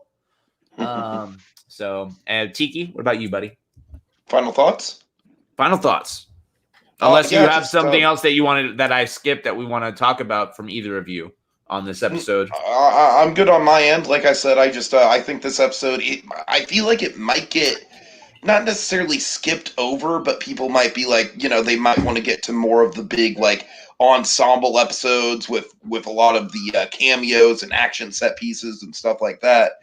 But this episode really does kind of nail the backstory. And like you said, Josh, just kind of like the like the sympathetic side to Harley, where she can't catch a break. It's just like you see her roots, and it's just her roots are terrible. It's like like she's lucky that. Hey, I like Harley's hair in this show. Ease up on my girl. No, I'm sorry. Right. Yeah, I get you. Yeah, sorry. Get her roots. I had to get the bit in there. No, it's all good. It's all good. I mean, that's it. You know, it's like this episode just really does a good job of kind of establishing, like, okay, like this is where our hero comes from, and like she's lucky that she's not even more fucked up than she already is, all things considered, and we really sympathize with her, you know. Yeah. So I think this episode does a good job with that. I agree. Dragon. Well, yeah, I want to talk about Harley's parents here for a second. We have we have another Curb alumni in this episode. Ooh, who? Is it her mom? Yes, her mother is Susie Essman. Oh, I know. That's awesome. I know it's hard to recognize when she's not listing like a list of like curse of F-bombs and this and that and everything. That's how you identify Susie Essman. But right. Yeah, so her parents are actually really Susie Essman, but also you have the great Charlie Adler as her father. And this is really special because Charlie Adler these days he worked his way up from his phenomenal voice actor to voice director. Yeah, he's. I'm gonna Google this guy because I'm not familiar. Okay. You ever see Cow and Chicken? Yes. Mama had a cow. Yeah. Yes. That's him. Oh, wow. Also, okay, you remember Rocko's Modern Life? Yes. The Big Heads, both Mr. and Mrs. Big Head. Of course, yeah. Yeah. He's a pretty distinct 90s voice actor. Hell yeah. Okay. Yeah. So just thinking, the point is he's a master in the field, and he's like one of the he's kind of like, let me put it this way, in a world where we don't have Andrea Romano in the job anymore, Charlie Adler was kind of like the best hands you could be in taking over for that in regard. Oh wow. So wait, he is the director on this show? I'm not sure. I don't think that's the case. I just think saying in the industry he's been doing a lot of voice directing. I want to say he's kind of filled her shoes in some capacity. I don't think it was on this project though, but I could be wrong. I'm not 100% on that. Yeah. Oh, that's really cool. I didn't know that. But I love his voice. I love the red guy. I like seeing the roots of Harley's relationship troubles, like seeing the on and off again relationship between Nikki and Sharon with their parents, and like seeing where she got the inherited kind of the Joker, like a Quinzel woman falling for a bad guy. Yeah. And just unable. Yeah. Like mother, like daughter, really showing the signs. Now, I thought the parents were good. I'm forgetting what happens. How does she get away from the parents at the end? What happens to the parents? Okay, so Joshua Cobblepot has put out a hit on her. And again, initially it's a $1 million bounty. And her father has been basically, he tried to get like a finder's fee and have someone else do it to absorb most of the fortune. And just Harley kept killing the whole bunch, including her debtors by killing the mob. I lost my thumbs, Charlie, that sort of thing. He lost his nub. He lost his other nub. Anyway, so essentially, she gets to a real knuckle down dragon. She got thrown into the gift wrap room, grabs like an X-Acto knife or something, and she's in the position to kill her father. Right. Yeah. She said, "You're not even worth," and she left, and Frank kind of got her and put her in the car. That's how she got away. God. So she just leaves them, so they're open to come back at any point whenever they want. Yeah, they're still amongst the land of the living for sure. Yeah. Gotcha. Okay. Cool. Amazing. We are going to keep trolling along. Let's see here. This hasn't happened yet, right? Fell into the Batcave. That happened. That was 6. Yeah. Oh, okay. That was in part 1, Gabe. That was the last podcast we did last Wednesday. And also look out. I'm sure we'll at some point plan season 2 of talking about Harley Quinn. So be prepared, guys. We're trying to not make this podcast 3 hours, and we're flying through. Let's see here to the next episode, Harley Quinn Highway. This was a great payoff. This was so. Oh my God! Just look at that. Look at Sid. Oh, that's a glorious thumbnail. Oh God. Oh man, so good. That is like some great pop art right there. We got all the faves: Sid, King Shark, Clayface, Dr. Psycho. I'm just looking at this picture. I'm hearing Dr. Psycho say, "Tax dollars paid for this." When the gun falls down. If you look at the sign, I love that. I love that the quote is like, "Your tax dollars paid for this," and the quote says, "Said no one." Yeah, exactly. I did notice that on the rewatch. I rewatched this episode and saw that visual gag was there, and then they do the audio gag later with him. Or the callback, actually. So good shout. All right, so kind of to give us the recap of this one, Tiki, please, if you don't mind. Sure. All right, so it's a race to get the gang back together as Dr. Psycho puts the crew into Ivy's head to defeat what she fears most, which results in a crazy madcap journey down the titular Harley Quinn highway. Ooh, that was a great recap, Tiki. Thank you. I liked it. Boy has his moments. I enjoyed that. I like the gusto. I like that you reminded me that they went inside her mind, which I was somehow forgetting because I'm so hyped on this Sid trans changer. No, okay, the thing with this episode, Josh, I'm right there with you just to kind of like parlay into my first impressions of it. Please, go ahead. Yeah, this episode, it's like, I think a lot of it is really good, you know, the getting the band back together of it all, and, you know, and Harley and Ivy kind of like having some emotional payoff. But let's face it. We're all here for that car chase, man. This is the car chase episode.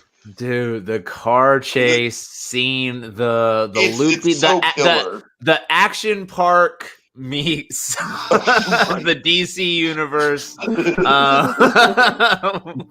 We got the loop-de-loop. Yeah, man. Yeah. You know, and again, I'm gonna rehash what I said in part 1. You know, whenever they're going inside mines, I almost wish they didn't because it's so, you know, mediocre and not at all as cool as it could be. Just, There's this running gag. It's from SpongeBob. Whenever someone says mediocre, we do the way like Squidward is insulted by mediocre. Oh, is that kind of like the How I Met Your Mother gag where every time they say, well, that's a major bummer, and or in general, don't like it. You know, so like whenever you say mediocre, military, yeah, sure. I get you. Anyway, so going back to the thoughts, so we have them going inside the mind. Again, mediocre. I didn't really care for it, but it gives us the plot point of, wait, why is Harley one of Ivy's biggest fears? And then they get that great emotional conversation when they're both on opposite cars, talking at each other, something you could only do in a cartoon. But still, just the stakes are raised to the nth degree. They're going literally about to be upside down, having their heart-to-heart finally. Sid is a transformer. Psy is a transformer. Psy, is it Borgman? Yes, Psy Borgman. Get it? Okay. Only now. Thank you. So yeah, Dragon, please give us your overall thoughts on this episode. You kind of hyped it and teased it on the last podcast, and we're just a little giddy about what Harley Quinn Highway leads to. Yeah. This is just doing like some over-the-top Cannonball Run type stuff is always quite fun. I think the action part comparison is quite apt. I think this is some of the best in regards to going inside the mind. I think the big thing this had to its advantage versus perhaps the last time is that while we don't have Frankie Muniz, we do have JB Smoove. I think giving some really good Frank as the tour guide. You do have Frank as the tour guide. Okay, that does kind of alleviate something, having him as like a narrator. That was a good choice that I'll give you. That was a good creative choice for this episode. You know, and him calling out all like the conventions, like, no, let me continue the thing. Would you stop with the commentary and let this shit play out? Exactly. Exactly. Like the whole again, it's like the whole like they're reading into things before they get to the important. That's like a line straight out of Curb for you. Yep. Yeah. Oh, my favorite Frank line of the season is she was a doctor. Who called this shit? Oh yeah, that's funny. That's good. Okay, so I'm sorry. continue with your thoughts, Dragon. But I just wanted to point out, once you made a point that I was like, oh, okay, I can see that. I stand corrected with it going inside the mind, having a little something. Yeah. But yeah, like we get to explore again. We went into Harley's mind last time. We get to go into Ivy's mind this time, and get a little bit of her backstory. Now, again, I won't say this is like an artistic thing. I really don't think she was like mutated at that young an age. But we see Ivy had a bad father as well. Again, two girls. They definitely have these really deep-seated daddy issues for sure. As we saw with Harley, her father trying to kill her, ruining all her potential in life and holding her back, much like the Joker. So a little connectivity there. The big takeaway is about with Ivy being the biggest fear and everything it's about the betrayal of her one friend, the friend that got her to really invest in humanity in a big way, where she is all about divorcing herself from that. Hence the whole investment, the plants and everything. Like her fear is being truly alone without Harley Quinn, and Harley just they keep putting into a friendship where the friend's always going to, again, like almost like an addict, always going to go back to the low of lows mode, where you can only prop them up so many times, and you're going to be like, why am I investing in the friendship in the first place? We had a lot of good layers to Ivy this one. Yeah, what did you think and about that final moment? I kind of alluded to it when I was giving my breakdown of the episode of they're both on the opposite cars. They're having that. You want to know why you're my biggest fear? Because you always go back to him like that. Like, did that play for you? How did you guys feel when that came up? Were you in it? Did it hook you hook, line, and sinker? Where did you feel it was going? And then as it played out, kind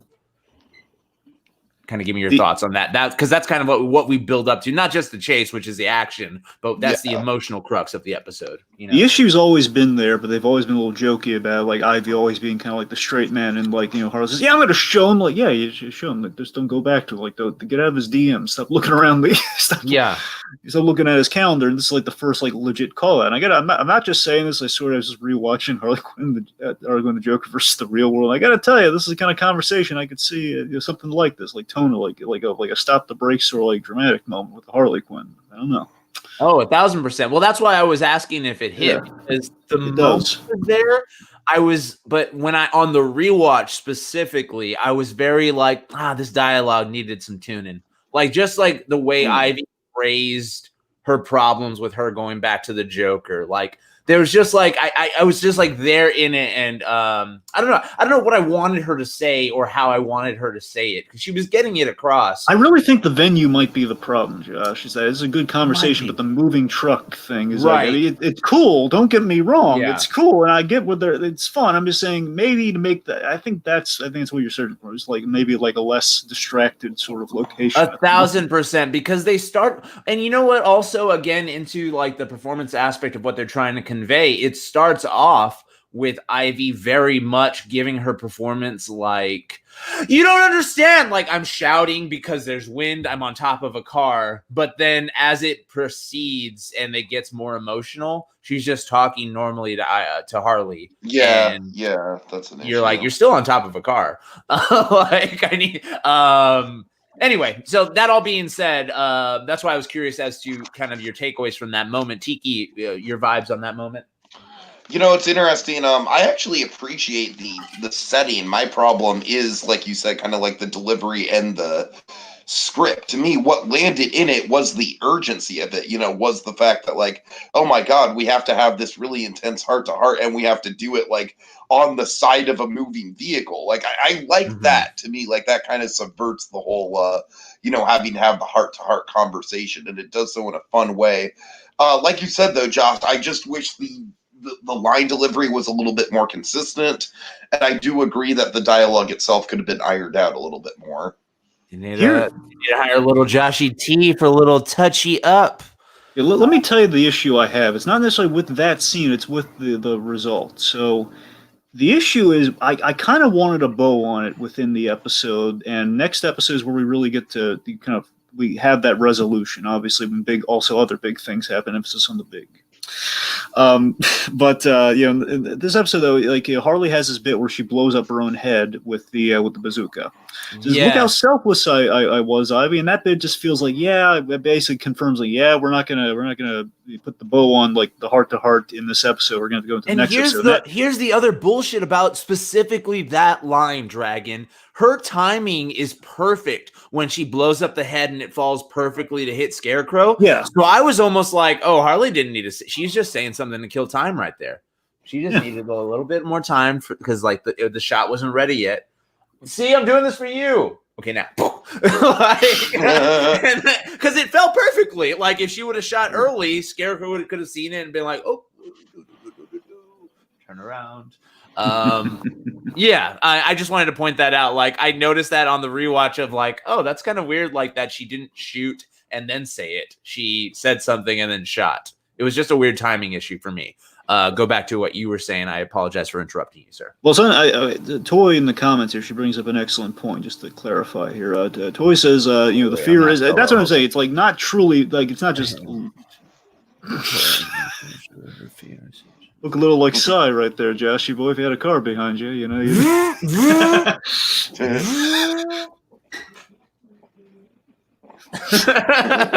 AGI formers. What do you know?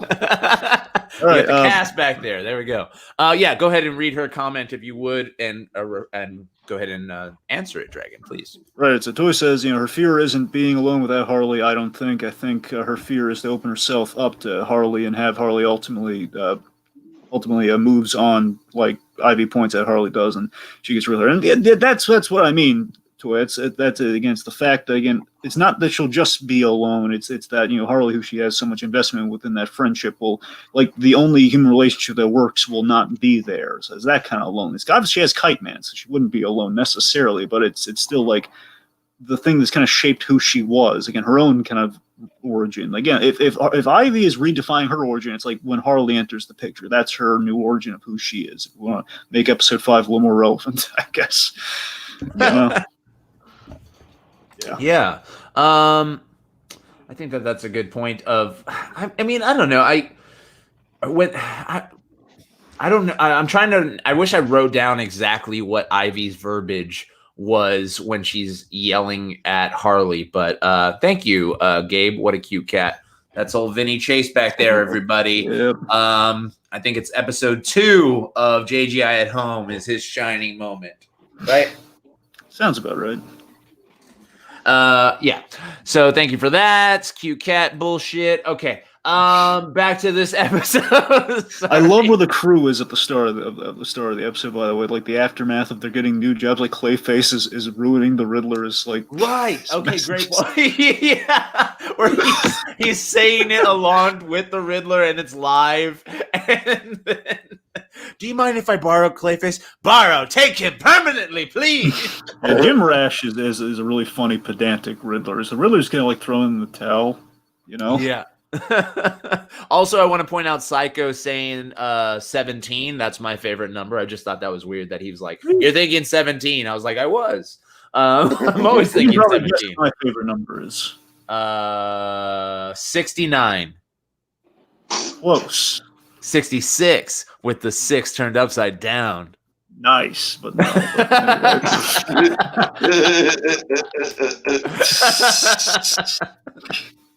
Call back. What's your favorite number, Dragon? Well, I'm just saying it's kind of in the names. It's 5. I like got it. I see.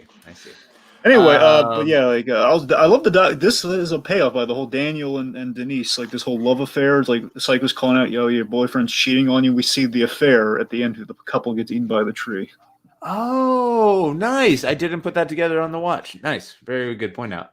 Okay, so we got Clayface with Riddler, Psycho at the carnival. King Shark was doing tech support somewhere. Yeah. And then Psy didn't even know they were broken up, which I What are you talking about? We broke up? Oh no. Okay, remember Psy came in with my forever team.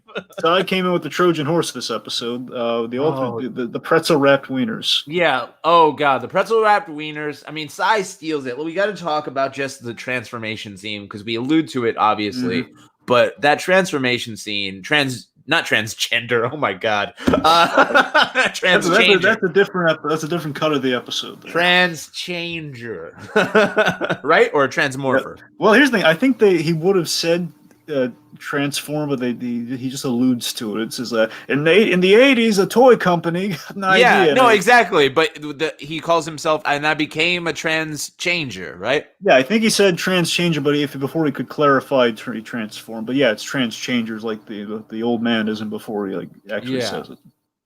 I think it's in. I don't know if it's the last episode where somebody uses his phone, and that's really where I felt like he was Inspector Gadget, where he comes out of his his calf, and it's like it's a line phone. Yeah, a lot of love for Inspector Gadget, so I absolutely hear you on that. Yeah, man, Jason Alexander is killing it. Oh, okay. I didn't write this down, and I was like, you got to write this down, Josh. This is so funny. But I was like, no, you'll remember it, and I'm so glad I finally did. My favorite line in this episode is, "What's the situation?" Ivy really doesn't think that. The road! What's the situation on the road? It's so good. Yeah. So moving on to final thoughts from either of you. Whoever would like to go first, gentlemen, please. Yeah, I think that this episode, it's not the greatest episode in the first and second act, but I certainly think that the car chase is one of the best action set pieces of the series, so it's memorable just for that reason alone. And it does have some good stuff going on in the Ivy and Harley dynamic. Maybe not as ironclad, well written as we would like, but I still think it gets us from point A to point B in the plot with that pretty well. I appreciate you saying "as I would like," because it's not as much as I would like. I would like more. Yes, sir. My final thoughts on this episode. Yeah, I agree that the car chase, the Harley Quinn highway aesthetic, the visuals, we haven't really talked as much about the art style and the visuals in this show. I know in the final episode, they have that amazing scene where the Joker building's coming out of the ground. Maybe it's the penultimate episode, like right at the end.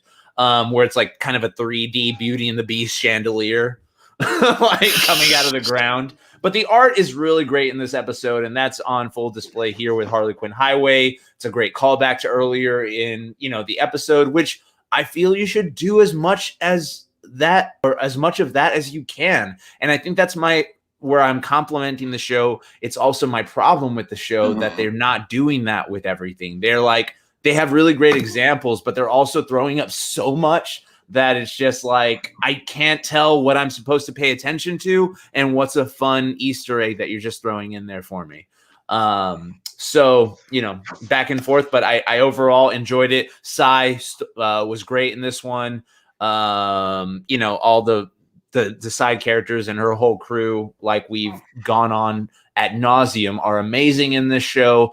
That's also on full display here with everybody coming back together. You have that like satisfaction, like that good feeling in your heart when you see them all on the car together. So, great vibes, Mr. Dragon, sir.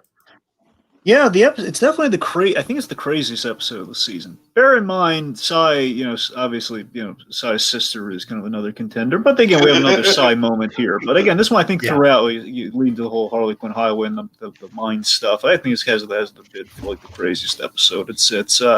But again, there are a lot of good payoffs here because you have the payoff of the highway. She named the highway, and we have to see the design input that she had, which Harley Quinn folks. Also, I like that we kind of have a payoff for why Lex wanted Ivy here, because the idea is that they wanted Ivy to get the pheromones to destroy Gotham for the Scarecrow's bid for how to destroy Gotham, which I guess is kind of a team effort with Joker ultimately. So yeah. So all the stuff in the pitch meeting, so when they break her out, what happens to the pheromones? No, I'm saying Scarecrow already got the pheromones from it. That's why he injected all the needles. And here's the thing: Ivy traditionally, she calls us out in the episode, or maybe last. I think it's in this one. She calls out the fact that poisons and toxins don't work on her, which is true. Right. That's why Scarecrow kind of my thing. Yeah. Why Scarecrow used her own stuff against her to kind of make one just especially for her, so wouldn't attack her, kind of meld with her or something, some pseudoscience. Yeah.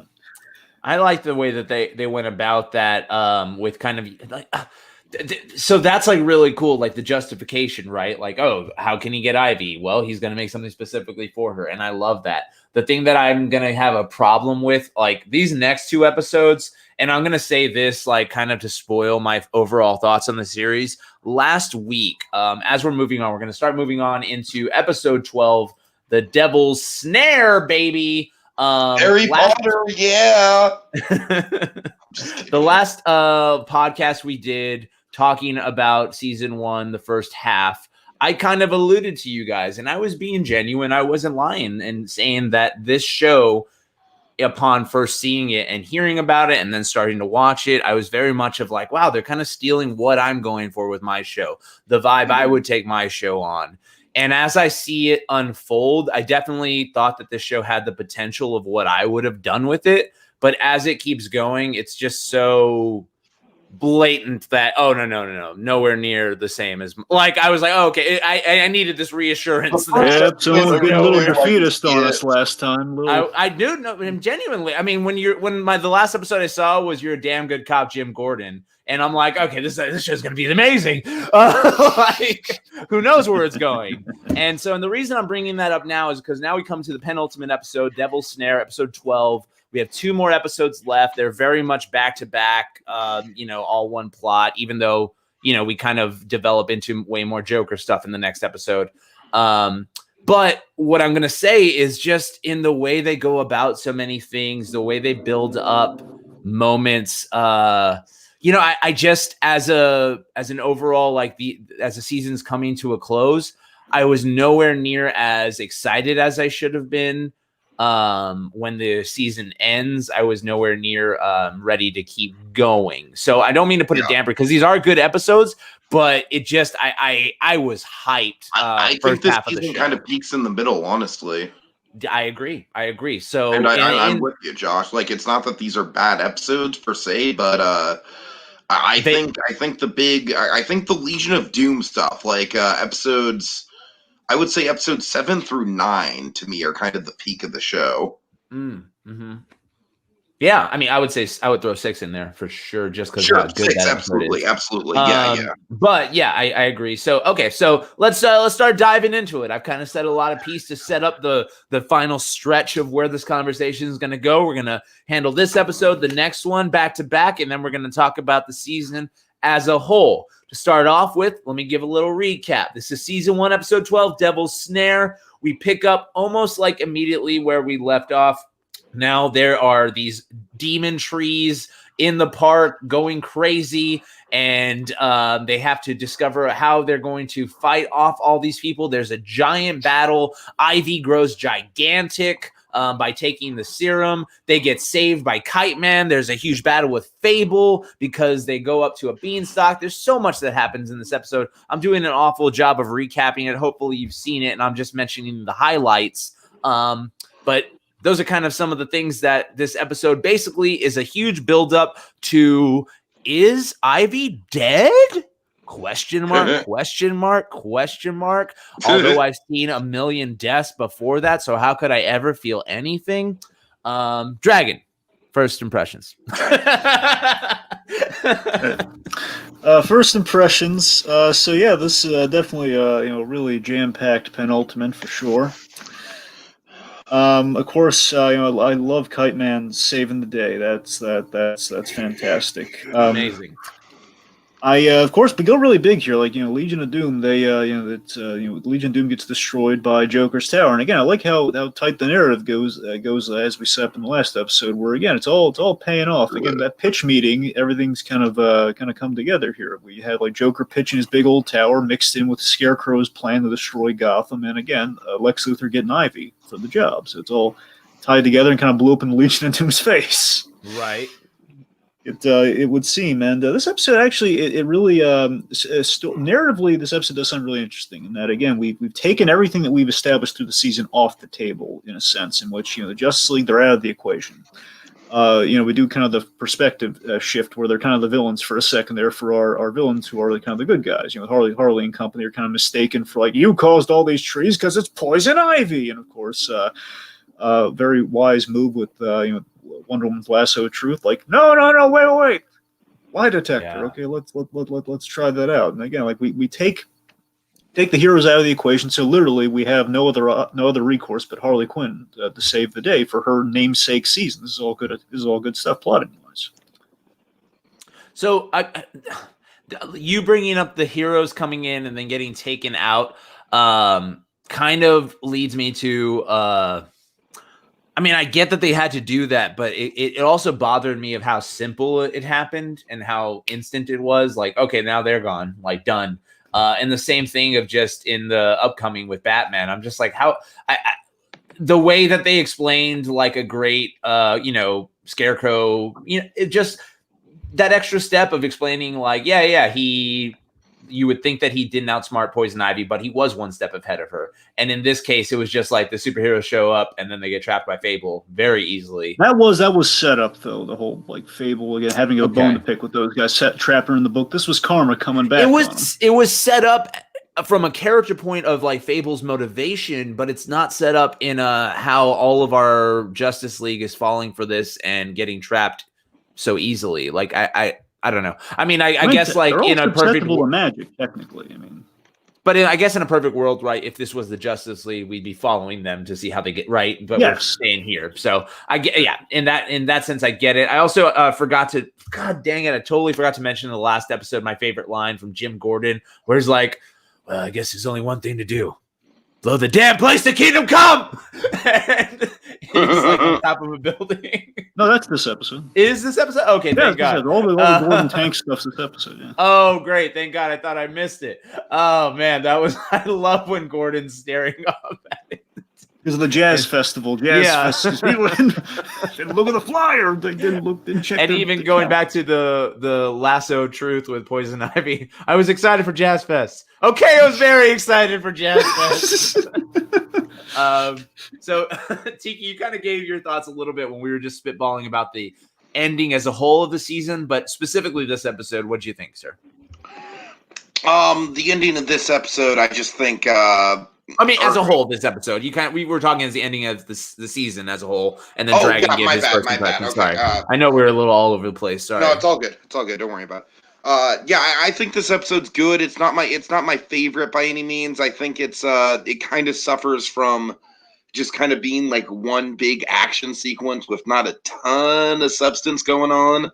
And Joshy boy, I am very much in agreement with you. We'll get there, but I think one of my least favorite elements of the whole season is the big fake out at the end of this episode. So because of that, this episode might be like in my bottom rung of episodes for the season. I hate to say it, but yeah. Crazy Town. Bottom rung, you're saying, and the fake out. So, okay, let's talk about that because we kind of alluded to it. My problem with this episode, and I started this conversation when we were talking about Fable getting introduced and her violence. I don't, these last 3 episodes of the season all kind of blend together for me. So I apologize if I'm bouncing around. But when does Clayface get shot? Was that the previous episode? No, it's this one. It was also exactly. So so even worse. I was. I mean, come on, he's Clay though. No one bought that.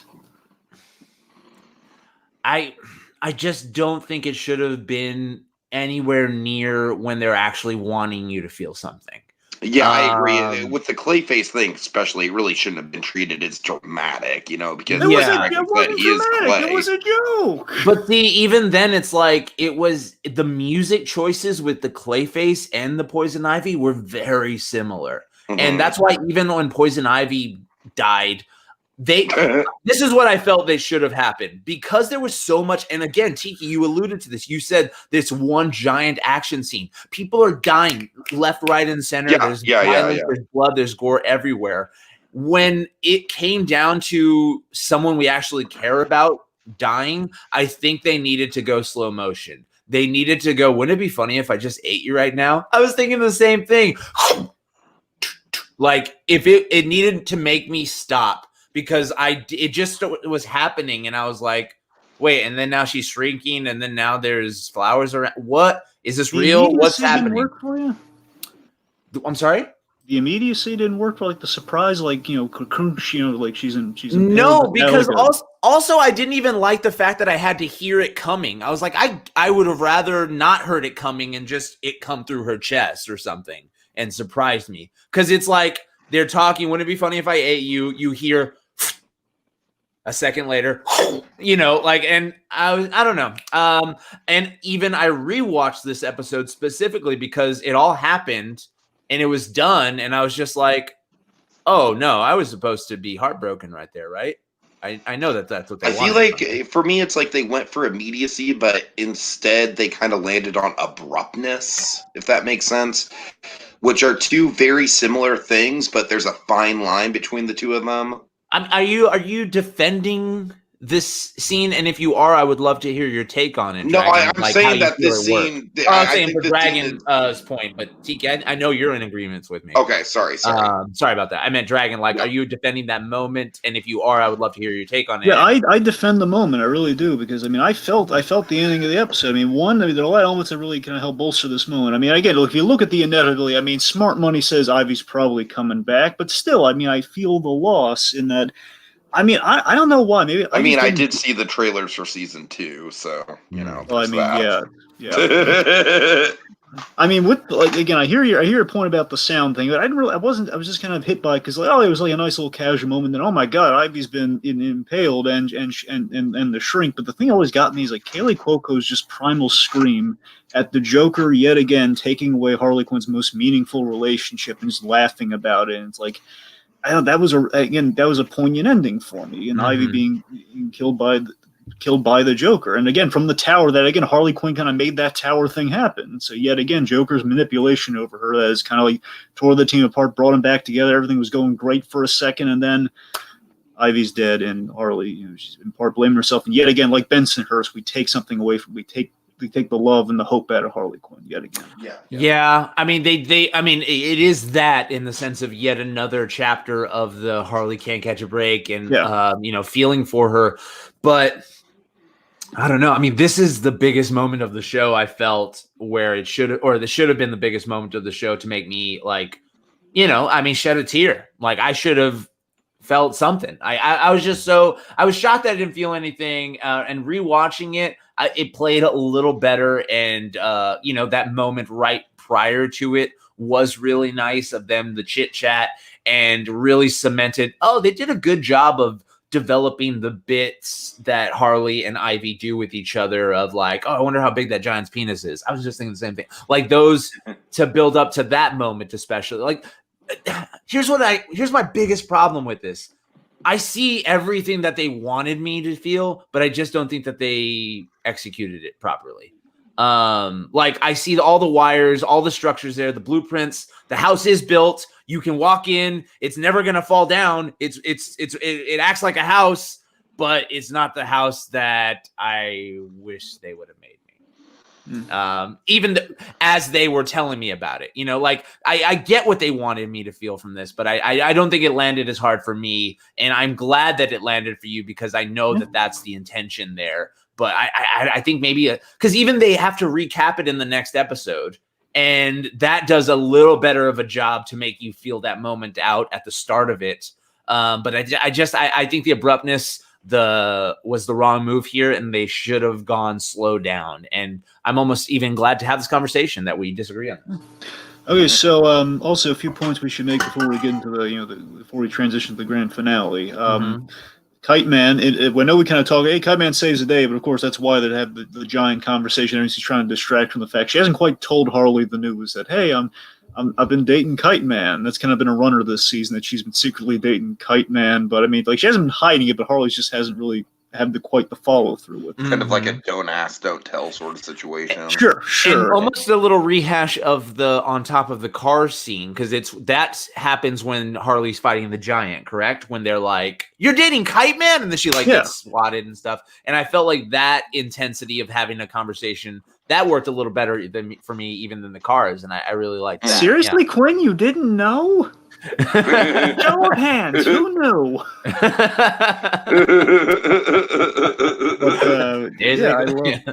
Here's the thing: the moment that just elates my heart every time I see it is just Poison Ivy's Lake Bell saying, "Hell yeah!" Just all satisfied. A Kite saying his catchphrase just when he shows up. Oh yeah, I mean, no, the moments in this episode are Kite Man's whole like montage of saving everybody. King Shark's reaction: I never got kikes, but they're very majestic. And then, oh my god, the line where they're being chased by the big bad wolf, and then Clayface turns into an old Jewish grandpa wolf. Oh god! Oh yes. And then Dr. Psycho is like, okay, one, that's a male wolf dressed up like a grandmother human being, and two, why are you Jewish? I took a swing. I remember the really dark bit too. Harley Quinn's wearing the wolf's skin. Oh, and yeah. We learn how did this great. happen? Oh, We're going to take a wolf versus a shark. Bet on the shark, says King Shark. Yeah. A lot of people always wonder who would win, a wolf or a shark. It's a shark. Now, something to file away for season 2, guys. Two things. Okay. One thing for you, especially, Joshy boy. Okay, one, it's not a huge thing, but something you might something targeted the whole Harley Quinn and Joker, just your whole shtick. Cheryl, remember Cheryl, one of the GCPD female officers. She's gonna have a gag in season 2 you're gonna really like. Now, an important actual plot thing. A proposal was made here. We've set up a proposal between Kite Man and Ivy with the whole invisible ring. Oh, right. And then when she dies, which is the next episode, my fiance. Right. Okay. I mean, Kite Man says not a no. Again, take that for what you will. We'll see what happens with any of that. I mean, it was also, I appreciated the gag of him designing a kite with one line left and asking, like, that was just a fun little bit. I loved it. Like, it was the 3 parts of the kite. Bob, what do you think? I'm trying to be a little different. I love. We go again. There's so much going on, but I love earlier on when he pops out in front of the Ferris Bueller's Day Off waiter. That is also voiced by Alan Tudyk in that date episode a while back. He says, "It's just like, yeah, you can put the kite away." Easier said than done. Does anyone have an Allen key? I think I missed that line. That's really the funny. impracticalities of Kite Man just never. And again, it can be really dramatic, but also really funny. Yeah. Well, no, I mean, that's what I mean. It's like that hit me a little harder is when they cut to Kite Man. I know. Ivy hit. Because I mean, like Harley's so messed up, but when you have a character like Kite Man, his whole motivation is her and like loving her. So it's not like he's conflicted. He's devastated. Absolutely. So that really got me a little more than the Harley aspect. All right, so then kind of those are good points to bring up. I'm glad we kind of rehashed. Again, I have to bring up the Jim Gordon staring at the city and like, well, I guess there's only one thing to do. Blow the damn place to Kingdom Come! Okay, this was a great sequel to episode 6. Gordon had great stuff. We're just like Gordon with the helmet too. Harley kind of takes the helmet, very Amanda Connor's like model for the look that Harley's new look, and just kind of the whole Harley spin-off going solo idea. It's Amanda Connor and Jimmy Palmiotti. And it's also a lot of the Bensonhurst violence and track-suited kind of gambling debt mobster stuff. That's all. Oh, nice. So you see, is it where? Is it this episode where Batman's talking to Jim Gordon and he's like, I thought I said no tanks. I'm on a skateboard. I just love like the friendship coming back, and yet they have a rooftop scene and they're looking at that's when he says, blow the place there.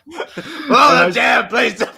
So that line reading he does like took me off guard. Baloney, man. Well, again, this is why you gotta watch Happy, Josh, because if you this is a tip of the iceberg what this man's capable of in terms of comedy and playing the haggard, crazed cop, and just again, Batman just trying to give him, Jim, we need to be prudent. Of course, later on in the news, we have to be prudent. Oh, right. Is it, man, again, so these two episodes blowing together, is it where Batman comes to the rooftop and he's like, how's everything? With my marriage? Great. Yep. No, with Gotham. The city. Gotham's the city's not doing well, unlike my marriage. Oh, so boy. good. Season 2 stuff going to be really fun. Goodness gracious. Well, guys, we're kind of flying into the final episode. Toy's got some comments here. I think it was more that Harley was too self-absorbed, which Ivy points out. Let me see here. She's also saying, I have no self-control. I watched some of season 2. That scene shocked me. I guess that's what you're talking about. This Amanda character, or wait, who at the GCPD? Gabriella, what's her name? Okay. Let me spell it out for you again, Josh. It's Cheryl, but no, I don't think she's talking about Cheryl. Okay, Cheryl. Yeah. I had sex with a girl named Cheryl one time. Oh, good for you. Let me see here. Harley reminded me of Tank Girl when she had the helmet. That's what I'm saying. She does rock that helmet, doesn't she? And again, very Amanda Conner looking. And again, like just that Poison Ivy relationship right beforehand. Wow, you're really rocking that helmet. I love that. All those little moments. I'm building up that relationship. So, all righty. Well, let's fly into then our final episode of the season, which is going to be episode 13, The Final Joke. This is a huge Joker episode. Big Batman episode, big reveal of who Batman is to the Joker. So to kind of start off, let's give us the recap. Dragon, if you wouldn't mind. All right, big episode, kids. Buckle up. Big season 1 finale. Ivy gets funeral. Batman and Harley Quinn have a very unlikely team up, which leads to ruin quite fast. Leads to about a week or so of utter chaos at the Joker's hand, very Emperor Joker-like. Secrets are revealed, plans are hatched. We go back to the Book of Genesis with Ace Chemical, and we tee off a really good setup for season 2. That's the episode. Sweet. Thank you very much. That was a great recap. So the Batman Harley dynamic is what I want to start off by talking about. So this episode, like you said, Joker kidnaps Harley's henchman, and then Harley's on her own. She manages to get away, and the Joker tortures everybody. And while she's doing that, Harley has to figure a way out to, get them back. So that is where we go. But in that whole mix-up, Batman gets caught. And again, my problem is, why was it so easy for Batman to get caught? Thoughts, boys? Does it matter? Is he always caught that easy? I think the comedy of Batman just getting tortured until Joker gets bored, and then the Bruce Wayne reveal of it all, that all worked for me. But that being said, Dragon is much more of the Batman purist, so I'm more interested to hear his thoughts on the matter. Please. It doesn't bother me. But here's the thing.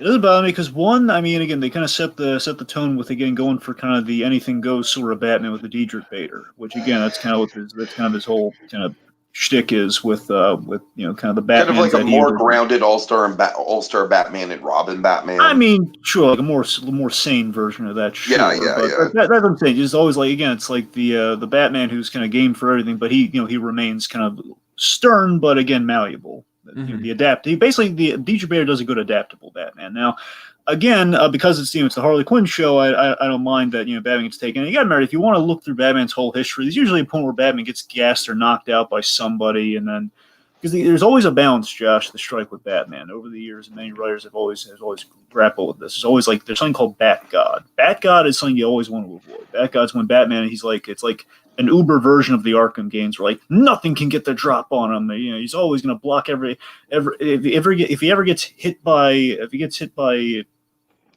anyone, it's like you never buy because he's a ninja. You should never be, you should never how do you get the injured Batman if he's a god? That sort of thing. How do you feel for him? How do you how do we get Bane breaking his back if you don't have a vulnerable hero now and again?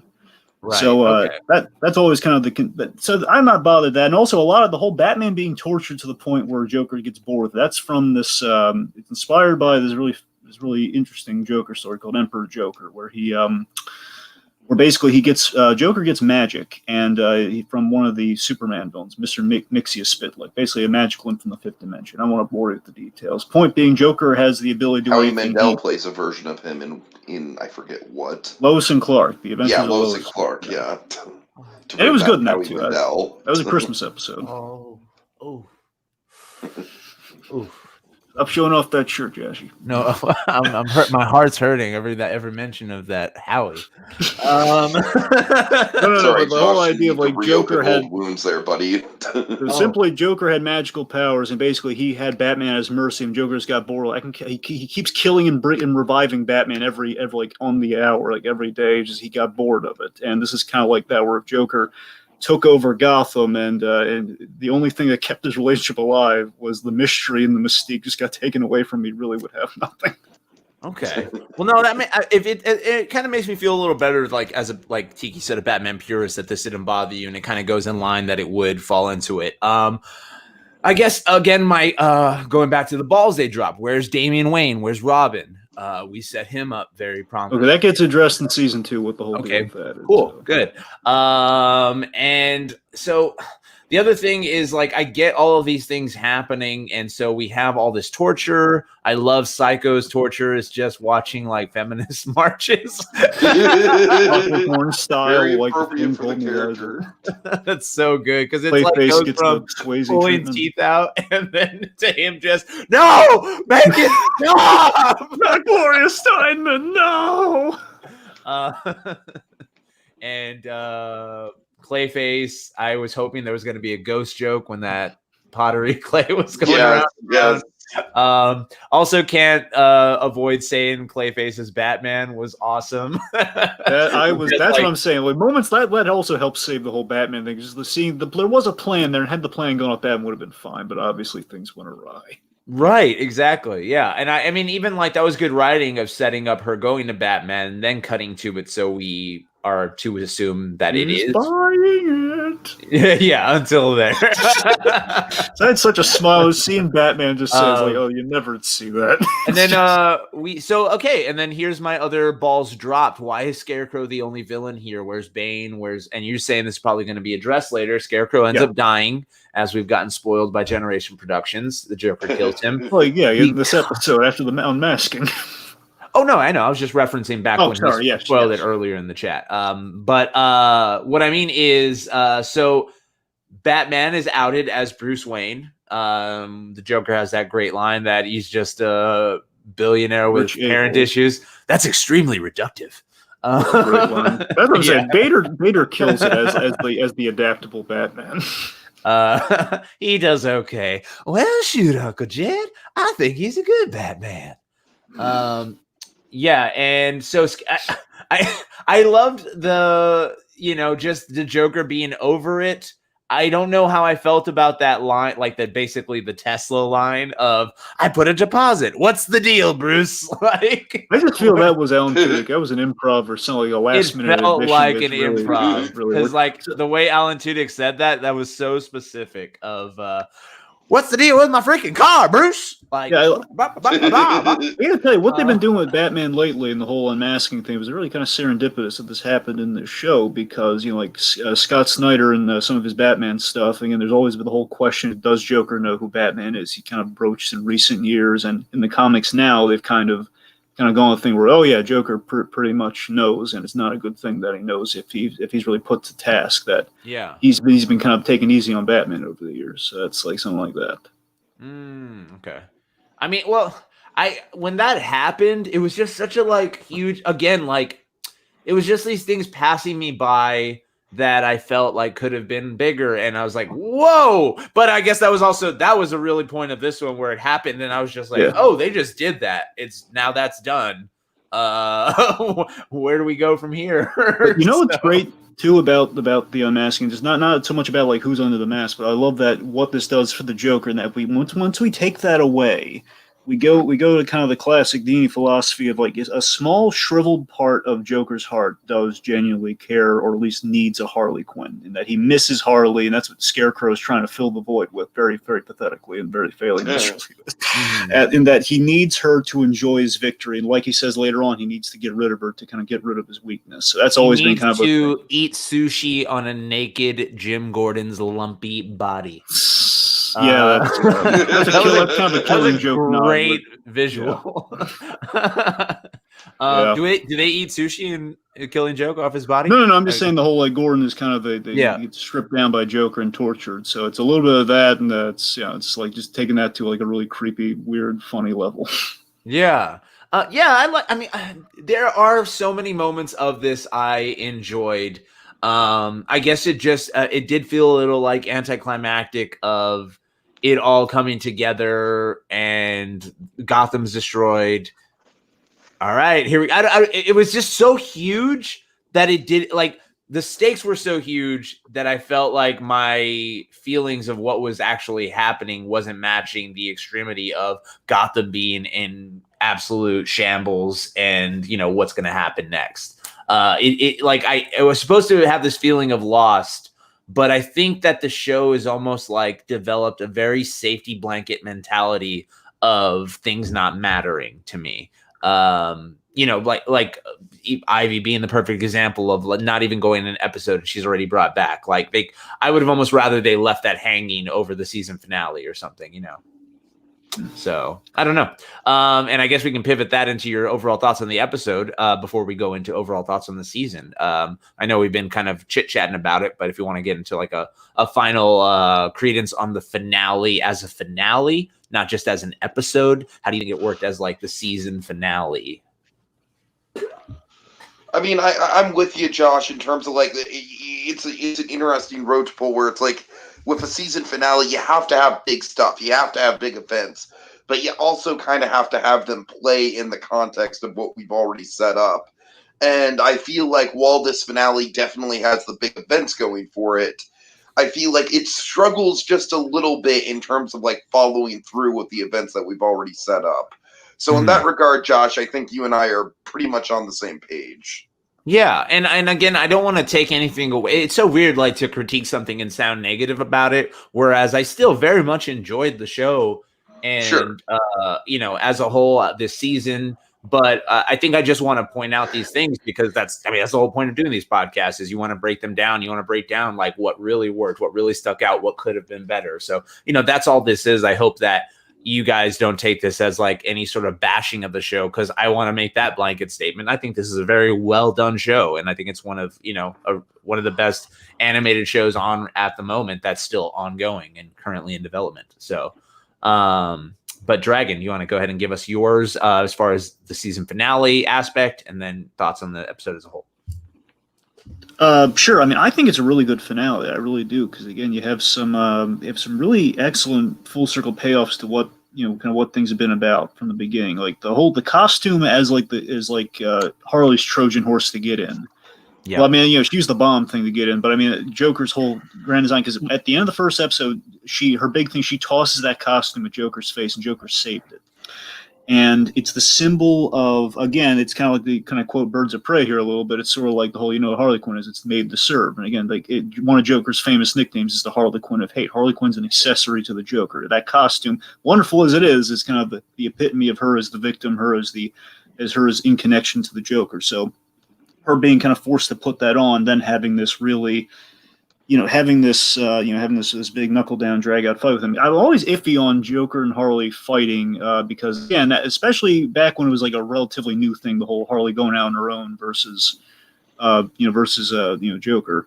And I think the way they did and the way it all came together, and just like seeing what they've kind of taken from each other, and especially just seeing them both be prepared with that knife and that stab and stuff. Oh, I love that they were doing a knife fight. It made me so. I was just thought back to Danny Boy, and I was just like, "Oh, $20, it's a knife!" Like, and just seeing them both have and getting a couple cuts on each other. I loved that. That was a great moment. In the episode. So again, I love that we're kind of taking the fan perspective of it's always the age-old thing of we like this version of Harley, we like that version of Harley, and again, it's kind of this we've taken I love this what Scott Snyder did on the Joker, where Joker was kind of like the ultimate Batman fan in that story, saying we like Batman solo versus the whole Bat family, the whole all the Robins and the whole shebang, and that's what that whole story is. Death in the family. Sorry, Death of the Family. There are too many death. There's death in, there's death of, but one with Scott Snyder. Anyway, my point is, so here we did the thing where it's like, you want this costume back? I got you the costume back. what do you think with all the thematic context we've attached to this thing, which has kind of brought us to this big knuckle down drag out of all, which then brings us to, Ace Chemicals, to the birthplace and the baptism into Gotham's insanity, which is kind of the role of this place. And the big thing I got to hit before we get ahead here on this episode is that the ending was something, the no man's land of it all, like ending with the earthquake and destruction of Gotham. That was a huge stroke of genius, I thought. Doing no man's land. Yeah, go on. No, I was saying, please explain like why you were in love with this. I was in love with this because this is like a stroke of genius in which we are adapting. We're adapting No Man's Land, which is basically Dark Knight Rises when Bane takes over Gotham. That's from the comics, where an earthquake hits Gotham and takes out the bridges, and Gotham's on its own. And the idea of in a show where, again, Harley Quinn is our main character, hence the namesake. And again, we've taken out the Justice League. They're trapped in a book. Batman, he's kind of MIA in this episode. Very what much happens like how to Batman in this. Okay, Batman awesomely, and I love when he does this sort of thing. He saves Harley and Ivy as like when Ace Chemical plants when the earthquake starts, because Joker hits a button before he falls back in the chemical bath. And says, "You think he's going to be okay?" Yeah, he's Batman. He's got the whole polymer bodysuit. He'll be fine, right? Oh, right. So and leave it okay. And I don't want to spoil anything. Let's just say, much like the No Man's Land story, the whole point of that thing is Batman's gone for the beginning of that story, which means Gordon and a lot of the other the villains and everything are on their own in a Gotham without a Batman. So that's why things go to heck so fast in that story. And the idea of doing all this by way of Harley Quinn, it feels like an inspired choice that allows this to be her story and also kind of tie into the comics and the greater story and changes the status quo, which is what the whole point of the season's been. Harley changing the status quo on her life and everything. I thought it was such an inspired choice. And we've taken all the familiar players off the board and we're going to restructure in a really cool way going into the next season. Like, again, I mean, you saw with the Joker at the end. We did kind of like the old 89 like hand coming out, but something happened to that hand. That's going to be interesting. So as I hear you explain all the minutia of the, like, why you appreciate these things, it really is kind of emphasizing, especially when I hear the things, and I'm going to go ahead and just pivot into my final thoughts on this episode, and then we'll go start talking about the season as a kind of a summary in whole. But I don't watch everything or absorb everything, or not even everything, like a lot of what DC puts out to know all the backstories or to know the stories, even like all of the movies. I've seen some of the animated movies from the DCU, but I haven't seen all of them. And even that. So what I'm trying to build up saying to is I think that this show complements the universe so well. But as a standalone, which is what it is acting more so to someone like me, like because I don't tackle these characters all the time and absorbing them unless it's Batman, the animated series, or a specific movie on its own. So now that I'm diving into these characters again, and it's like the universe is blown so wide open, there's Easter eggs, there's all these things coming in and out, references.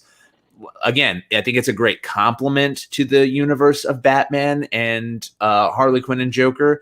But as I think when I went into this, I was expecting a full-fledged like this. I could just come into this alone and be my full thing.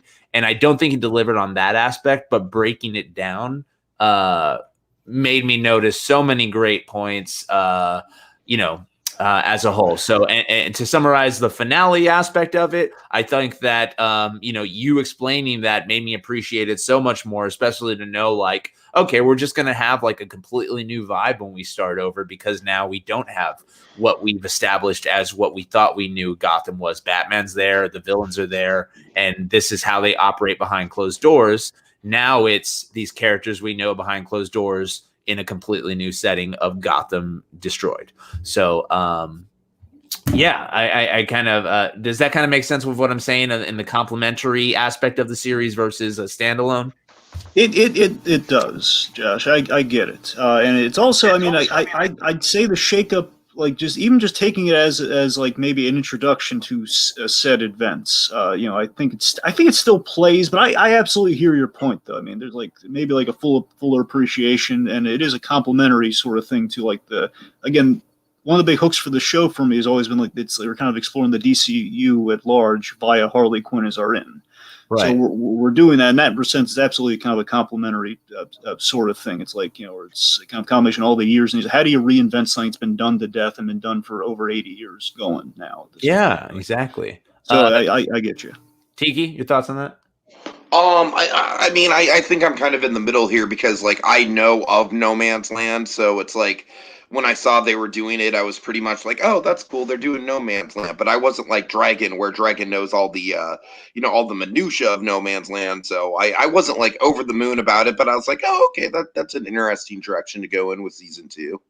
Sure. Okay. But I guess I want to ask you, like, did you kind of feel like that, in us talking about the whole series as a whole, and I guess let's go ahead and move into our final thoughts on the season, and we can kind of go back to any of the episodes we touched on prior, as well, in the last part. But, the show as a whole, if we're going to just start talking about that, I want to say I'm just a sucker for way more serialized content. So, as much as I enjoyed a lot of the episodes that kind of were standalones, especially episode 2. My God, what a great episode. The bar mitzvah and the Jim Gordon episode. Like, a lot of the ones that had like those storylines that were on their own could be enjoyed. That being said, I wish the show kind of had a full arc season like story that was going on, and it did, but you know what I'm talking about. It was very much episodic with like I think people are like hyping up the show maybe a little bit too much in that regard, just because like I'm with you, Josh. I really wish there was more of a thorough line to it. Like, it's great character work. It's certainly really good character work, and I feel like that's where the show kind of thrives. And this is kind of my final thoughts of the season on my end, if I can just wheel into that. Sure. But I think the problem, and hopefully this gets ironed out in season 2, is like you keep hitting on. It really is like, for the casual Batman fans, it really is just kind of like, a bunch of crazy big events, but not a ton of room to kind of marinate on it. And so I think season 1 really, like I said, great character work. But I feel like the pacing and the tone was maybe a little off in some spots. And we threw a lot of balls up in the air, and we didn't necessarily catch all of the balls coming down into landing with the plot points. So, and honestly, I hate to throw this at you, but to throw this at Dragon, but when I hear like, oh, that'll get covered in season 2, to me that's like, I don't want to call that a cop out, but it's like, all right, well, you know what? But the fact that it wasn't covered in season 1 means that it's like kind of like an open end. You know what I mean? I understand you have to have those for TV shows, but I don't know. So at the end of the day, I'm not as over the moon about the show as some other people are, but I still appreciate it a lot. I still think it's doing really good stuff for adult animation, and I definitely have hope and potential that season 2 can kind of like fix some of these errors that you and I seem to be having with it. Yeah, and before we get, we'll cut to Dragon in for his final thoughts last, because I feel like he's going to have, the opposite take, and our takes are. He's got a speech prepared. Trust me. I hope so. I hope it's a soliloquy. Bars. I want bars. I want it to rhyme. Dragon. Get your wagon, Dragon. Okay, so my overall final thoughts of this show. I'm so glad that I watched it, because I've been hearing about it since its inception, since it was like even talked about because of my show. Fans have always been clamoring for me to see it. I will definitely say, and to rehash your earlier point, that it starts off way hotter and kind of peaks in the middle of the season. And I was a little disappointed in what they chose to be the finale story, the finale ultimate fight, epic battle, like reasoning for all of that. Like, I don't know. I can't help but when I come into the show thinking what I would have done with it, because it was coming out along the lines of me tackling these characters at the exact same time. And so like, and especially because they start off so in line with how I would take them, but then they end up taking them in a completely, don't take them in a different direction, but they just kind of do a more basic storyline than I was expecting. In the sense of like comic book storyline. Like, I expected the show to kind of keep subverting expectations. And I don't think that it kept that up. But I'll also agree the character work was probably the best part of the show because it introduced me to not only this new version of Harley Quinn that we can all fall in love with as our new protagonist, no need for the accent anymore, new costume for little girls to dress up as on Halloween, all that jazz. But the side characters just stole the show for me this season, especially her whole crew and Kite Man and Bane. I mean, I can't say anything more, but I am excited for season 2. And I am glad that now I'm not as over the moon of the show as I was before, because that'll help me in my confidence whenever I'm writing my own damn show. So, and Dragon, I will now cut to you, sir, because I want to know, I want to hear what someone who really enjoyed this show feels, because I did enjoy it, but I just can't express it without all my corrections. So please tell me, sir. Yeah, so looking at the season on the whole, again, I feel it's like this is how you do a fresh and irreverent, Harley Quinn. I mean, again, I'll echo what I've said before. Where, I mean, look, is this necessarily my go-to Harley Quinn? Like which I'm going towards like kind of the classical kind of like the one in the Jester costume. That's kind of my Harley Quinn. But in terms of like how you do that modern Harley Quinn, in separation from the Joker, I think this is it's really the proper way you do that without kind of falling into kind of the traps and kind of the burnout that you do. And again, the series in a sense is kind of a series of left and right turns. We're doing some fun turns in the plot, which again really I think fully comes into fruition on the last episode, on the finale, in which like we kind of changed the board entirely. I mean, the whole season thematically is about that change in status quo through Harley Quinn's metamorphosis, and we meet some wonderful kind of like side characters along the way. And again, she's building a crew that she's again not treating like the Joker treated Harley. She's treating them like equals, and she's kind of.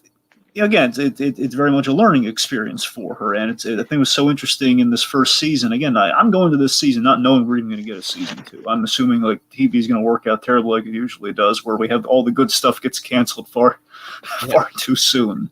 I mean, enough people had the DCU app and watched the first season of Harley Quinn, the animated series, because that's what happened. It wasn't on HBO before, so. I know.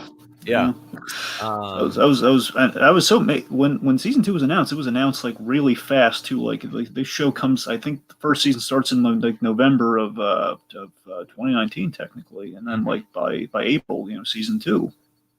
Yeah, I remember it like coming. I mean, I feel like there's just always been 2 seasons of the show ever since I've been looking at it as a whole. But I do remember when it was first coming out, the inception, because I saw some behind the scenes videos. I do want to also point out, since we're talking final thoughts, the voice cast of this show. We touched on it a lot throughout both parts, part 1 and 2 of this podcast. And God, like one of the best casts of cartoons today, I feel. All around, just all-star cast. Totally. It's so funny. What's so unique about that? It's that in the day of the animated series, you had, again, like top tier talent from like, the TVs and kind of the classic films of the day. But again, they're coming as if it were like a radio play. You got like top talent from theater and television and so on and so forth. Like, like character actors doing their thing and like kind of that made a name for themselves. And we've kind of done a modern day equivalent to it for this show with, again, like these comedic actors for the most part that kind of know and love, and many of them character actors in themselves. Some of them are more well known and just kind of have like a Mark Hamill equivalency to an extent, or like very well known roles. Yeah, because I mean, if we go, especially like the Curb Your Enthusiasm Seinfeld aspect, because we go with JB Smoove, we have Jason Alexander, who's George Costanza, and then we have Susie Essman. We have Wayne Knight as the Penguin, who's Newman from Seinfeld. Let me see here. I'm blanking on another Curb name that I can't even think of at this moment. But there was one more Seinfeld guy in there, I think, as well. Anyway, but even that being said, not even just Seinfeld people, all around, everyone kills it. From Jim Gordon, God Almighty, Giancarlo Esposito, even Alan Hale grew on me as Dr. Psycho. Holy cow! Didn't think that was going to happen. Tony Hale. There you go. That's how much I don't like him. Of course, Ron Funches, just, oh my God. Oh, man, Ron Funches was so great. So I mean, the cast was excellent. The writing was good. Had a lot of great jokes at times. Some jokes like shouldn't have been in there, but also I appreciated that those types of jokes were in there because it threw off and kind of was giving the show a voice of these writers. I feel like it definitely was developing its style as it went on and really cemented it. But yeah, overall, I think it's a successful show. I'm really glad that there's another season we're about to dive into, or that I have to dive into, ready to go, and then a third season on the way, greenlit. Yeah. And speaking of which, I'm sure we'll talk off air or with email or something, but we will definitely be back at some point to cover season 2, hopefully as a whole. But are there any other thoughts you guys want to point out about the season, about the show, about anything? I think I've said my piece. Let me tease again. Season 2 keeps the momentum coming for sure. I think a lot of your criticisms do get kind of. I think they go the route you're looking for in season 2, just from the sounds of things here. I think you're going to be happy with season 2. There's there's going to be some crazy stuff. I'm going to assure you that, and we can up the ante, but not in like an excess way. I think there's some fun stuff coming, and some stuff if I told you wouldn't believe me. So yeah. I'll be excited when we get to the end of season 2, where like we're finally at the same place as Dragon. And he's not ahead of us. I'll be like, this Nostradamus. If only you boys knew what was coming, like I do. Well, this is his existence on the regular with Animated Batcave. Which, by the way, if I can plug that for a second. Please, let's go ahead and get the plugs in, guys. And also comments. I just want to let everybody know I appreciate that we've just had some loyal listeners, even though they haven't been commenting and apparently listening intently because we've been steady this whole time. So I appreciate all of you who've been in the chat. And go ahead and plug away. Before you plug the specific show, just overall, Tiki and Blue Dragon 5, these boys on here with me, amazing at podcasting. They do it every day on their channel. So you want to be an Imagineer on a variety of topics, including every Tuesday, they cover a Just Giggle It sketch on the JGI Grab Bag. The link is in this description, so make sure you go subscribe to them. Dragon's going to tell you about a specific show they do regarding Batman. Dragon? Yes, folks. So, in light of kind of the Harley Quinn of it all, us doing part 2 of season 1 here, we are just by sheer serendipity's sake, and we thought we usually do it pre-recorded, but with certain exceptions, we go live, and we think there might be a chance at perhaps an audience. The Animated Batcave is where we recap episodes of Batman the Animated Series. I have seen them. Tiki has not. He's watching for the first time. And basically, he's watched right before we go on, and then we just kind of, we talk it over and just get his views on it and stuff. And the next episode is a Harley Quinn episode. It's Harley's Holiday, a very famous Harley Quinn episode. It's also our first solo episode away from the Joker in the animated series. First time she's not linked with him. So and when is that show air on your channel? We're gonna do it live tomorrow. We're gonna do it live tomorrow, same time this little shindig started, 11 o'clock. 11 o'clock Eastern. 8 o'clock Pacific. Yes, 8 o'clock Pacific. Yes. Awesome. And when is Movie Memoirs? Movie Memoirs is probably Tiki. What do you think? You can do me Sunday or Monday? We're gonna do. We usually do Movie Memoirs on the 6th or the 5th of every month. The 5th. It's going to be the 5th of every month. 5th, right. The latest it could be is the 5th because the point being it could be the 5th. Yeah. Gotcha. So it's probably going to be Monday. About what is Movie Memoirs? That is another. So they do a variety of shows on their channel, all podcast involvement. But Movie Memoirs is where they kind of talk about the movies and TV shows they saw throughout the entire month and kind of just a whole like recap of what came out and what they consumed. So usually it takes us like 2 hours to get to the actual movies. Oh yeah, they're because great. We cover the news and then the TV shows, then the movies, then the catch up in which movies we watched that weren't this month. I've genuinely heard several of your Movie Memoirs, and they are enjoyable. So I would definitely, if you guys are looking to what should I try out, since there's so many podcasts on their channel, I would maybe start off with a Movie Memoirs because those are quite fun, and it's kind of like a good introduction to y'all's style and a good recap of the prior month of what came out. So not only news, but movies and TV shows. And if you allow me, I'm going to do my own plug one last time here and say, Just Giggle It shirts, baby. JGI.com. It's justgiggleit.com. And you can click on shop. Get your merch there. There's all sorts of Just Giggle It t-shirts. There are Harley Quinn and the Joker versus the Real World shirts. We need to get a Chappie shirt. Chappie. Got it. That's so funny. And it just says Chappie, and it never it just keeps getting smaller and smaller, and it's just Chappie. If people walk up to you while you're wearing that shirt, you become the search engine because people are going to be asking you questions. They're going to be giving you a topic, and then on the back it just says Harley. I would also want to just recommend, guys, check out the other videos on Just Giggle It. We have a new Heightened and the Wiseaus coming so soon. Piper's final touches on the Wiseaus. They're both in sound mixing right now. Josh, we've got the last Just Giggle It sketch in the grab bag. Oh, yeah. Is it HBO Max? Yep, yes. HBO Max.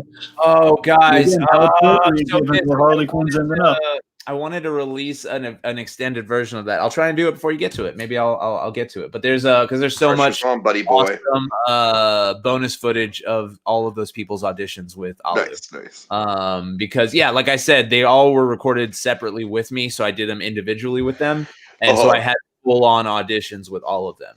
Tori in the comments, she's shouting out the Discord. JGI does have a Discord in which the fans, the loyal fans, true. They get a chatting about the goings on. JGI, and just it's a nice community. The Discord. Yeah, get the Discord, get it popping more so. I would love if it got a little more action. I'm trying to post more whenever stuff's going on like this. Obviously, make sure you're following me on Instagram, on Stereo if you get a chance. I just posted a clip of Mark Sipka and I's last Stereo Talk on my Instagram, which I might upload to my YouTube coming up soon. So many plugs. Just follow me everywhere, guys. I love you all. But and check out the Joshua Thomas YouTube channel. I know Just Giggle is fantastic as it is. There's a link on that channel that takes you to Old Joshy Boy's channel. And that is where what I'm about to describe will live, also on my Instagram. But it's basically Mark Sipka and I playing Hot Pacino. It's a game we